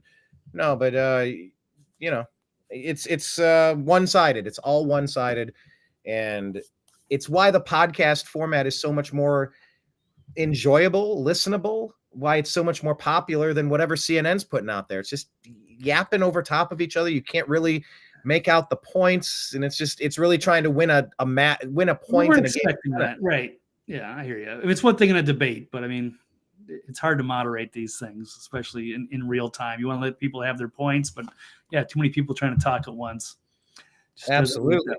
All right. But I guess that's just one moment. All of this Nazi talk. Blake, do you agree or disagree that leftists are lying about conservative plans for the United States? Well, they most certainly are. And they're all, not only are they allowed to call people Nazis, they keep trying to push this, Project 2025 as part of Trump and J.D. Vance's plans and the Republicans trying to scare their people. That's not based in reality. And now they got this really bizarre commercial, Brian. I don't know if you saw this one. threatening again. They're trying to scare people into what happens if conservatives are elected, what will happen. So why don't we watch this clip, Brian? I don't know if you saw this, but we'll get your reaction. Oh! Sorry, you can't do that. What the hell, man? How'd you get in here? I'm your Republican congressman. Now that we're in charge, we're banning Oh my porn God. nationwide. You can't tell me what to do. Get out of my bedroom, you creep. I won the last election, so it's my decision.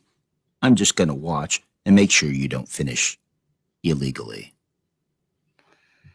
Yeah, so young man watching porn on his phone, and then in breaks the Republican conservative. This used to be, the kind of the scare tactics back in the, the 90s, 2000 eras of these social conservatives that were going to do weird things. I will say the state of Kentucky has banned Pornhub.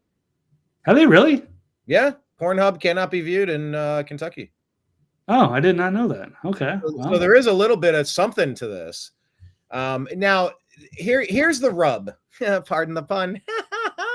Here's the rub. Yeah. That was a good one. Maybe my finest ever.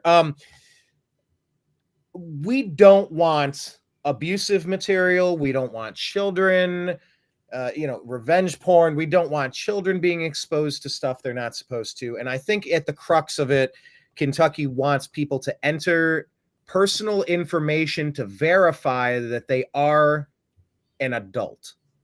But then it's like, at what point, where do you have privacy? Where do you have to, where do you need permission to use your internet? Versus if you're a child, there should be, blocks on your devices to keep things away.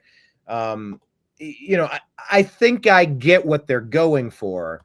However, I don't want an internet where I have to scan my driver's license to access any website.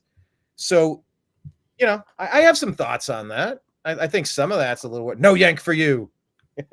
Next. Right. No soup for you. No wank for you. That guy kind of looks like American Psycho, right? You get the Christian Bale vibes off this kid. I don't know about that, but he's got the hair. I don't know. I'm seeing it a little bit. Right. Elongated face. No yank for you, Kenneth. Right. Nope. So I don't know if they're lying about conservative plans. Well, if they're saying Project 2025, that for sure. And yeah. So okay, well, I didn't know that it was Kentucky. I didn't know they came in, but I mean, Pornhub, whatever. I guess that's like, free porn or whatever. They didn't ban like OnlyFans, right? Or have they? I've OnlyFans. You have to like prove your identity too, don't you? I wouldn't know. You wouldn't know because you wouldn't want to pay for it anyway. Are you making a joke about the coin toss at me, Blake? Are you coin toss joking me like Tony Hinchcliffe did? Yeah. And come on, like Jon Stewart laughing. He laughed at that joke. Jokes are funny. Jokes are supposed to kind of be peeking underneath your sensibilities and make you hear things they make you cringe. They make you uncomfortable. You laugh because there's some truth to it. You laugh because it's absurd. You can laugh for 100 reasons. It doesn't make you vile. It doesn't mean you hate anybody. Jokes are jokes and fun is fun. But yeah, anyway. All right. That being said, speaking of jokes and awkward moments, this might be interesting too. I don't know if you caught this clip.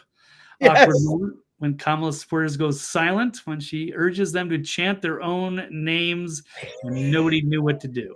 She's so good. AI voice.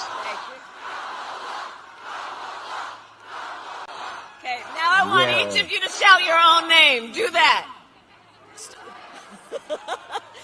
Because it's about all of us. Yeah, it's about awful. all of us. Because it's about all of us.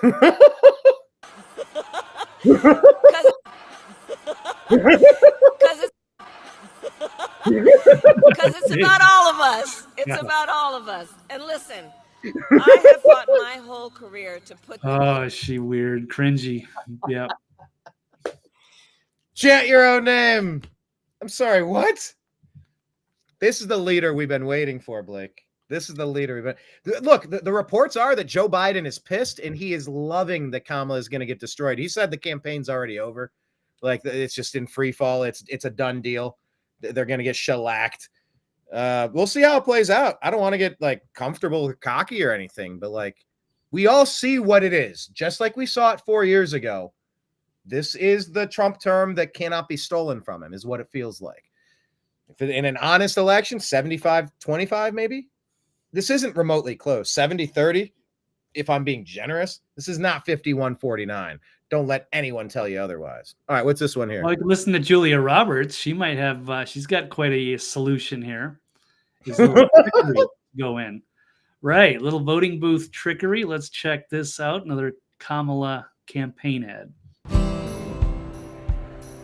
Your turn, honey. In the one place in America where women still have a right to choose. One place so you can have a right to choose. The one place? Yeah, voting booth. You can vote any way you want.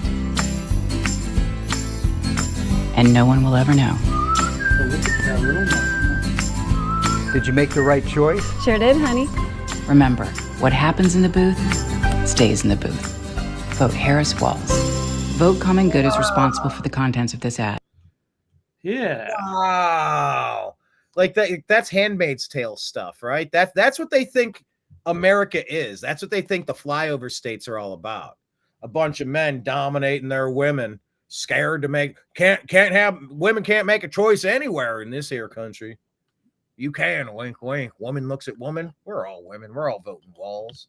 He's got a better vagina than the rest of us. That's a pretty gross ad. But that's how they view us. You know, it's clever, but yeah, it's the rest of the country. It's like some Thelma and Louise, like they're oppressed, and now they're wink, wink, trying to telling their husband, "Yeah, I'm voting for Trump," and then, "Nope, I'm not. I showed you." So very clever. All right. So then where's the reverse one for men coming out of the Trump campaign? You know, you can turn these ads around in like 10 minutes to make it the opposite one. Where like Alex your nagging wife. She's got the face piercing and the colored hair, looking like a peacock who just came back from a punk rock concert or something. It's like, oh yeah, honey. Listen, guys, you might not want to have that argument, but when you're alone on election day, you get to vote for the adult in the room. Vote Trump, vote MAGA. I want to see the inverse of this ad, and I want to play them side by side. Someone please make this. Please. I think it would be perfect. So, yeah. All right. Do we have anything else left in the stack for today, sir? I mean, it's really just a small note, and I don't even know if it's really that important, but it's just about whether the corrupt news media will accept results if Trump wins, or will they start a war? And I don't know. Yeah, it was also interesting. One of the things that cut from the stack was Michelle Obama and just the liberal meltdown because they were so upset that the Washington Post didn't endorse their candidate. I don't know if the LA Times did. I think there's a couple other newspapers. They abstained, even some of the unions. Like, it's bad. Like, historically, a lot of these publications have, and I don't think they should even endorse a candidate or show bias personally. But it was weird that people were so mad that they're canceling all their Washington Post subscriptions because they didn't endorse Kamala, and I don't know, just confirm to them like that they're making the right choice or what have you. So that was bizarre. But no, I don't expect them to accept the results. They'll do anything to prevent that from happening. Who knows? They might even kick off a war or anything to protect themselves and keep their power structure in place. Even though they've been involved in perpetuating any number of hoaxes, including trying to say that Trump won by colluding with the Russians back in 2016. So, interesting times. And I think, that's pretty much all I have for today, Brian. I had two quick hits, and we will wrap this up here. We'll let President Trump speak in his own words. So today, I'm announcing that for the first time under my administration, we will be seizing the assets of the criminal gangs and drug cartels. And we will use those assets to create a compensation fund to provide restitution for the victims of migrant crime, and the government will help in the restoration. The government will help in the restitution. Like, that's a pretty big deal. While Kamala and Joe Biden and Barack Obama behind the scenes are sending money laundering to Ukraine and Middle East, kind of gently ignoring North Carolina. Trump's like, yeah, we're going to seize the assets of all these gangbangers and we're going to help fund the victims of this Democrat migrant crime. That's a pretty nice idea, right? Like, the Republican Party, it used to be backward. It used to be the Republicans were the party of no ideas and the Democrats were the party of bad ideas. Now, with Elon and Vivek and Tulsi and RFK, they are the party of all the good ideas. And I like seeing that, a reimagining of government. Any thoughts on this one? Seizing from the bad guys and giving to the victims. No, I think it's a fantastic idea. So, yeah, it's another one of those. He keeps coming out with these bangers. Absolutely. No tax on tips or no tax on overtime. We've had a few of these kind of just spontaneous things, and they're just common sense. They're great ideas. Or trying to get rid of income tax. There's good stuff coming out. Fresh ideas. Yes. And the final thing I wanted to mention here from DC Drano, not good. Someone found a box full of ballots and other documents on exit 11 at the intersection in Cutler Bay, Florida. Immediately picked them up, took them to the police station where they've been secured. No information on who's responsible, how they got there. If it's happening in Florida, just imagine what's happening in Detroit, Philly, and Atlanta. They just drive up and there's all those. I couldn't imagine, Blake, how silly would you have to be to vote in a box and walk away while someone sets it on fire? Well, it ends up in the middle of the road. The post office who endorsed Kamala Harris and the Democrats just don't deliver it. Maybe the outside of the ballot, it identifies who it's coming from and you pitch those. I mean, Blake, voting in person, it's the only way to go, right? If there's any option to do so, that's easily the choice to select, and doing so as soon as possible is the option here, right? Not waiting till election. It should be the only way. And fine, they can do some earlier voting, or they don't have to do it all in one day because not everything can go that smoothly. So just make sure everybody has the chance to do it.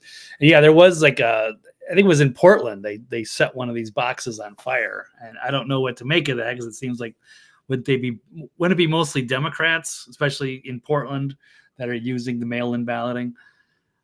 So one of those ballot boxes did get set on fire, probably by Antifa or something. So that was weird, and it probably hurt their own cause, which is odd. Yes. Yeah, we'll keep our eyes peeled. There's a lot of weirdness happening. It's not just in one or two swing states. It's happening all across the globe. So, or all across the country, rather. So definitely keep your eyes peeled, record, and speak boldly, stand your ground. Don't get bullied or intimidated. Record, post any weirdness that you find and talk to a few more people and bring them out to vote for sure. Okay, Blake Walley, on your way out the door once again, for anybody who missed the beginning of the show, tell us about your program tonight. Tell us about the documentary and tell us how we can find you online.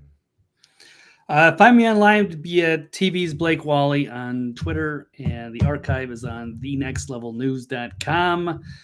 Yes, got a show tonight, Toxically Masculine Tuesday with Mike Barra, Steve Doran, and Dr. Brooks Agnew, 9 p.m. Eastern, going live. And yeah, we had just finished our little mini documentary from North Carolina, helping the hurricane victims.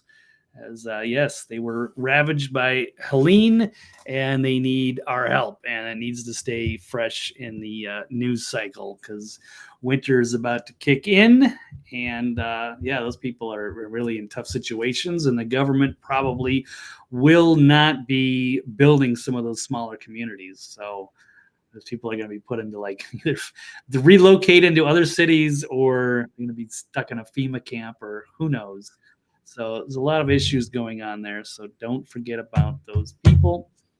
And yeah, so that's done. It's good. It's available. Just launched. So check that out. You can find it on Brian's channel, my channel. It'll be on various platforms. So yeah, it's about 31 minutes. So it's easily digestible. So please go check that one out. Absolutely. And keep in mind that if you want to have somebody film and do some content like you saw in this project, you can message Blake Walley. He's for hire. The Next Level News, they're for hire. You know, he goes all across this damn country filming and editing and creating content. So if you got some events, you know, pay him and he'll go. So definitely reach out. What is your email? BlakeWalley@protonmail.com is the best. No, I don't want to give that one out. Well, it's too late. He is dead. No, I have a Blake at The Next Level News, Brian. But yes. That's the one. Blake at thenextlevelnews.com if you are interested. Excellent. All right. Perfect. Blake, awesome work on the doc. We've been remotely from states away figuring this thing out and putting it together. Great job. It's cool. It's good. Look forward to sending John Cougar FEMA camp. That would be a good Saturday Night Live skit. John Cougar FEMA camp. A little story about Jack in my hand. Anyway, that was a callback to the commercial about the Republican. Right. I gotcha. Okay. John Cougar FEMA camp. All right.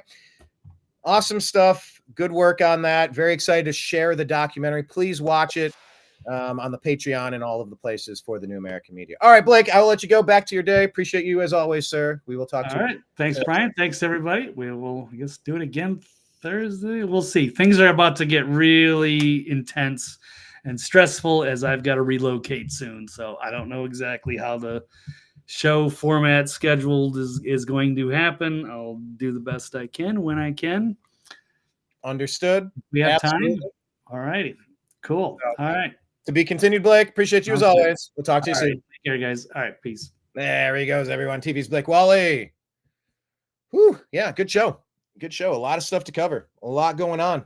And we appreciate you finding us, appreciating what we do over here. John Cougar FEMA camp. That's a good one. So yes, if you're interested in assisting, Kenneth, guess what? You got to watch our documentary. You made the credits. Kenneth was kind enough to send a donation recently, and that was retroactively applied to when we purchased the dinner for all of the Grizzly family, Blake and myself included, who were filming the documentary that day. So, the donations flowed through, and then they went back to that crew, helping out from Southern Virginia through Tennessee into North Carolina, running just a mammoth amount of supplies that have been donated.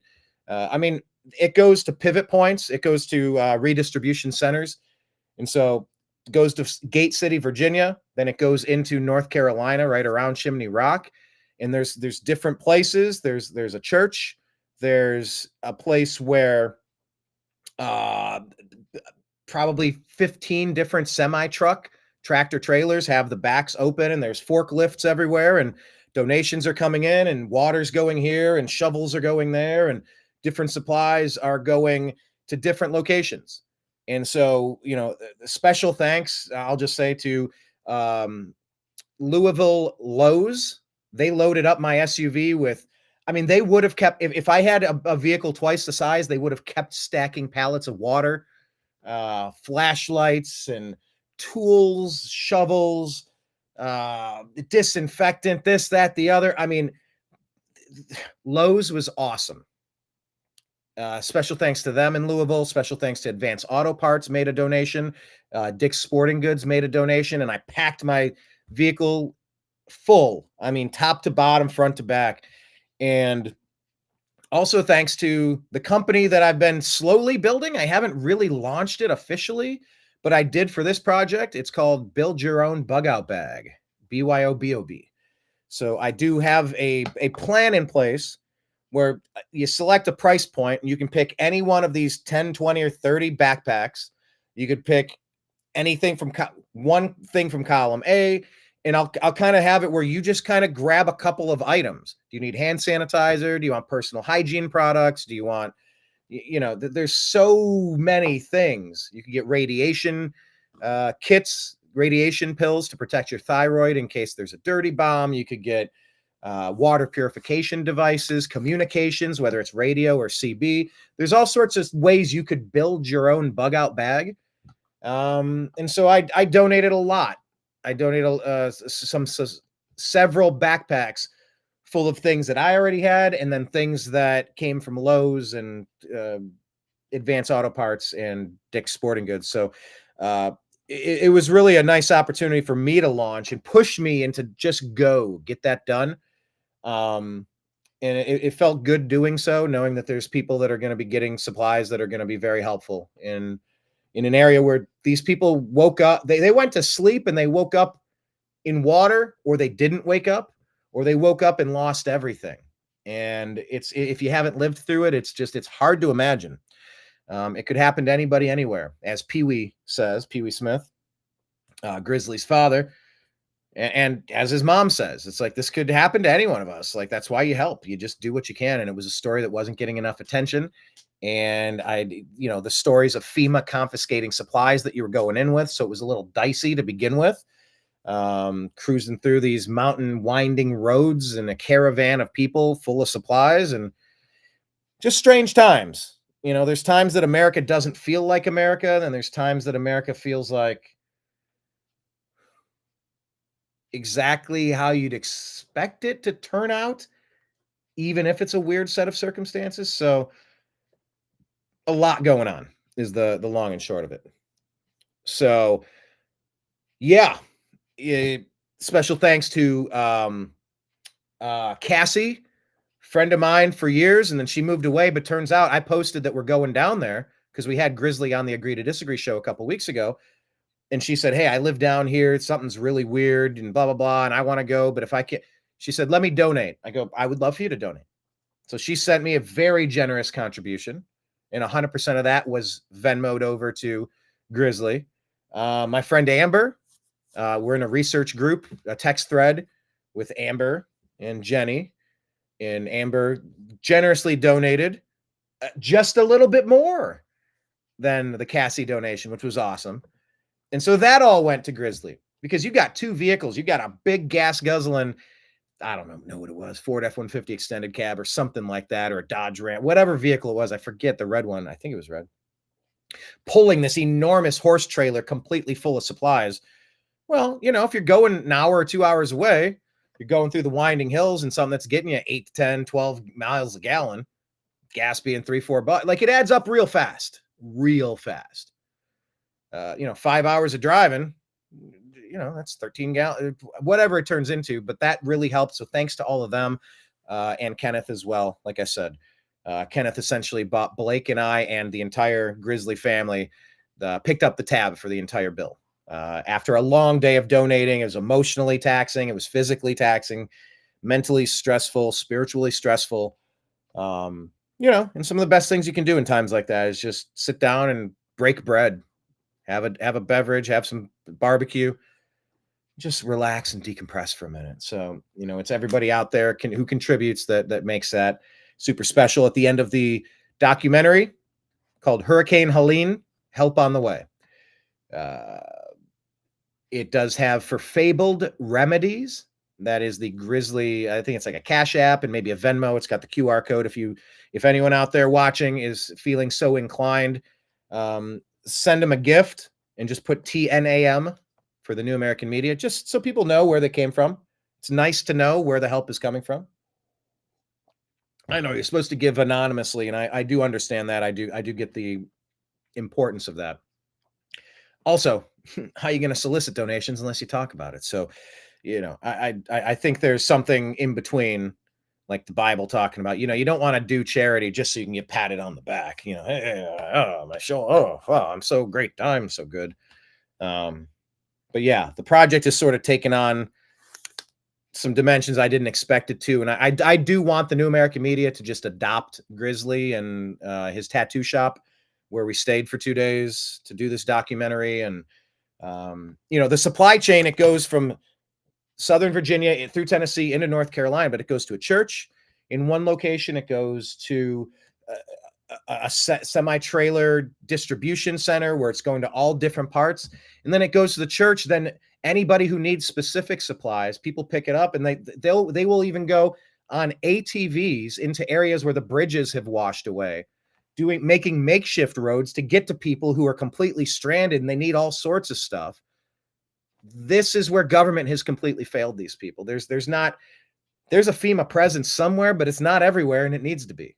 Oh, but we can find $157 billion for Lebanon while we were there.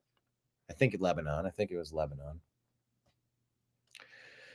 So yeah, it was a good project. Blake didn't need the extra work in his life. And I can't even begin to tell you how I was kind of like cruising. When you kind of settle into the zone, auto zone. Nope, we're Advanced Auto Parts people now. We're going to represent them since they represented us. Here, let me just pull up the comments. Pull these up. But it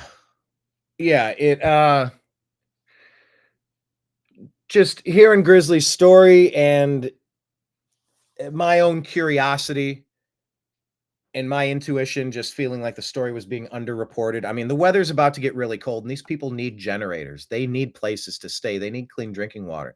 They need infrastructure. They need help. So we're going to kind of funnel the New American Media help down to Grizzly. Grizzly's going to fund it. He's going to send it, rather. He's going to funnel it over to that distribution site and to that church. And then from that distribution site and from that church, then it goes yet another layer. Then it can go yet another layer. It's everyone finding out who needs what and trying to find those resources and link it up. That's America at its best during some of our most challenging times. So that's a story that I really wanted to tell. I really appreciate, because as I thanked Blake in the credits, he wasn't looking for an extra project. And I was hitting a zone with my routine and my work. I have a lot of stuff that I'm working on, and I settled into a zone. And I just said, no, I got to go. I got to go do this thing. And they had a caravan planned, and I'm like, all right, forget it. I'll drive 12 hours, 11 hours, 9 hours. I forget how much long it was. It was a long day of driving. 10 hours of driving, 10 hours back.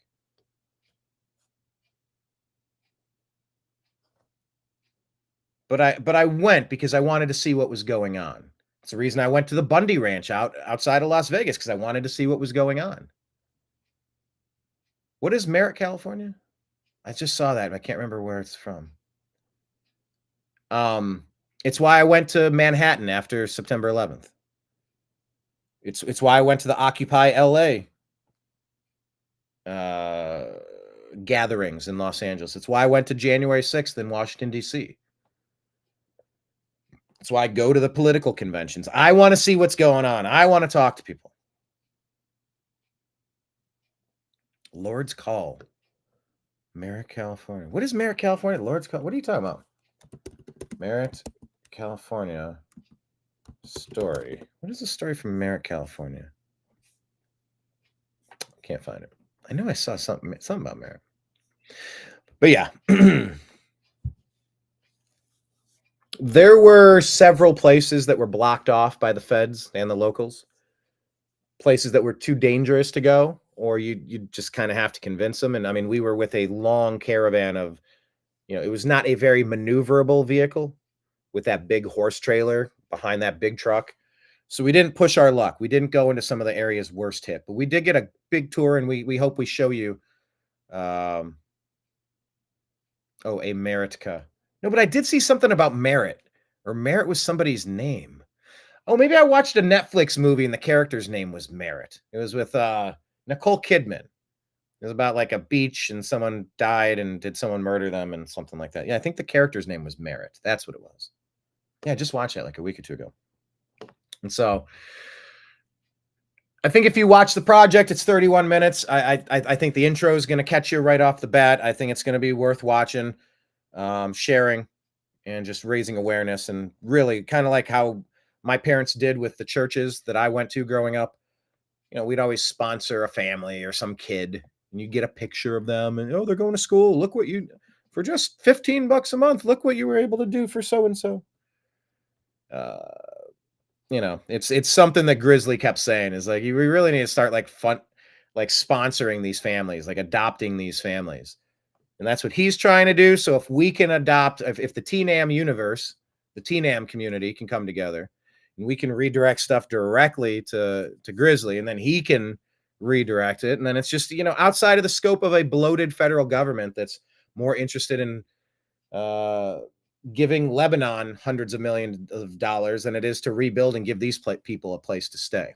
You know, I have a dream that we could find somebody with the funds to buy out a farmer in the area, buy him out, save his property. If he's got a few acres, he's got a really nice spot. You know, if it's worth $1 million, pay him $5 million and say you hit the lottery, pal.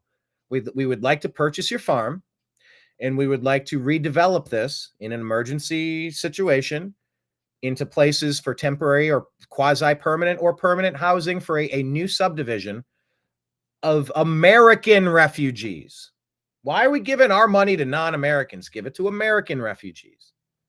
In my head, I would love to work on a project like that. It's a little next level, but it's not too far off. I interviewed Elvis Summers in Los Angeles about his tiny homes. He said for a couple $1,000, I can make a tiny home, get somebody out of the elements, off of the street, lockable door, place to keep some of their items. These are people whose house is washed away.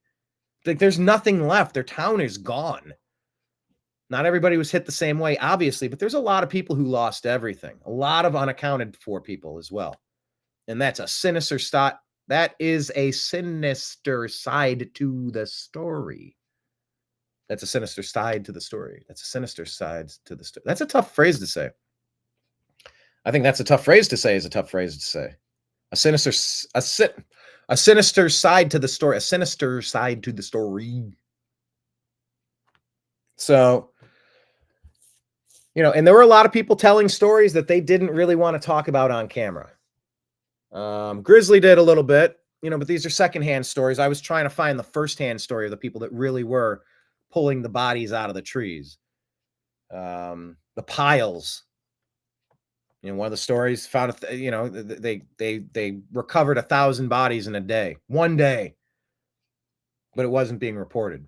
And they weren't properly refrigerating the bodies so that they could be identified. They were letting them decompose so that they couldn't be identified, so that they wouldn't have to be added to the official death totals. Stories and rumors and concerns about lithium mines taking over.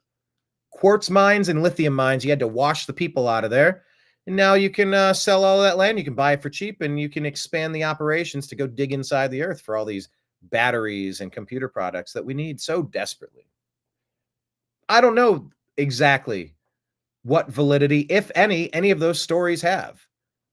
Something feels off. That's why Cassie donated. Something feels off. That's why Grizzly's working on it.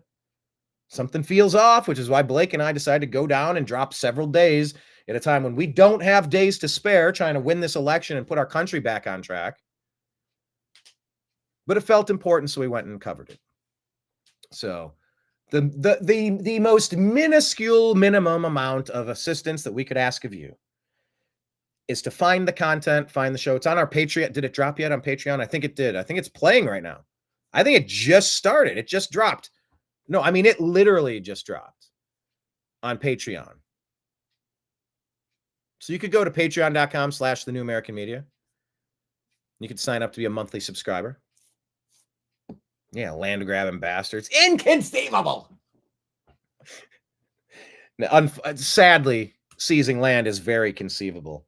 I'm in a battle with a family member in a neighboring government that's trying to ram through some sort of public works project under the cover of darkness, trying to totally change the transportation bill to ruin a residential community. And it's like this type of stuff. It's just, it ought to boil the blood. It ought to boil the blood.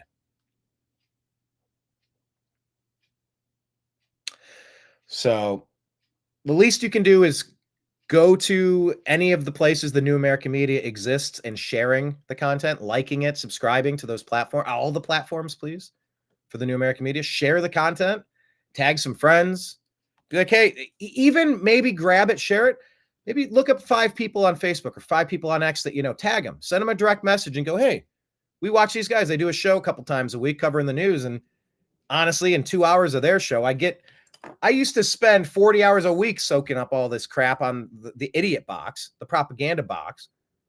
I listen to Brian Blake for 2 hours a day, twice a week, 4 hours total, 1/10 the time, and I'm way smarter than I am after being indoctrinated with lies and propaganda. We try to buy your time, distill the crap down to manageable doses. So Yeah, we're on all the platforms. Share it, subscribe, like it. And if anybody wants to contribute, obviously, the Patreon, as I mentioned, or Venmo at Brian Engelman, BrianEngelman. Yeah, there's a lot of lessons in preparedness that you can learn from times like that, and nobody has it all figured out. But please, you got a week between now and what should be a President Trump landslide. We've kind of been all on pins and needles, holding our breath. Like, is there going to be is there going to be an October surprise? Is there going to be an attack? Is there going to be a grid shutdown? Who knows? But it's good to be more prepared today than you were yesterday. That's for damn sure. So, check out the documentary from the New American Media. Blake Walley, the superstar, editing that together. Grizzly, just everybody. It really came together well. A lot of moving parts. It took a little longer than I was hoping for. But, I kind of promised Blake, I'm like, come on, man, we should go. I'm like, I get it. You're busy. If you can't, you can't. I'll do it on my own. I go, but just come down, help me film. And I said, I'll do the editing. I don't want to ask any extra stress of you. But once we got back and started going through footage, he just started working on it. And that's good because I didn't really have the bandwidth to be working on it. He doesn't have it either. Problem when you work in independent media, it's like, well, those hours need to be billable hours. You need to be like crushing to pay your own bills. So just like Grizzly, it's like he wants to help, but it's like he can't shut his own shop down. He's got to pay his own bills. And it's just the stress of a cataclysm. It spills out. It's not just Chimney Rock. All of the surrounding communities got dominoed. They were all stressed up to the point where hours away, their shelves didn't have drinking water. Their shelves didn't have camping supplies because everyone was panic buying and everyone was trying to help. And it was just putting a massive strain on resources. So, there's just a lot of things I took away from the story. I tried to spell it out as close as I could in the description when I posted it on Rumble and YouTube, but it's called Hurricane Helene, Help on the Way. Hurricane Helene, Help on the Way, a TNAM documentary. So please check it out. Please share it. Direct message it to a couple people. We could really use your support. But I will plan on being back on Thursday, 3 p.m. Eastern, to cover the news with you again. I'm going to say goodbye for now. What's the band's way? What does that mean? I appreciate each and every one of you being in the comments section and watching here on Facebook. We got a week left. Try to win this election. Got to go MAGA. Got to fix this. Overwhelmingly too big to rig. Popular vote. I want it all. And I want it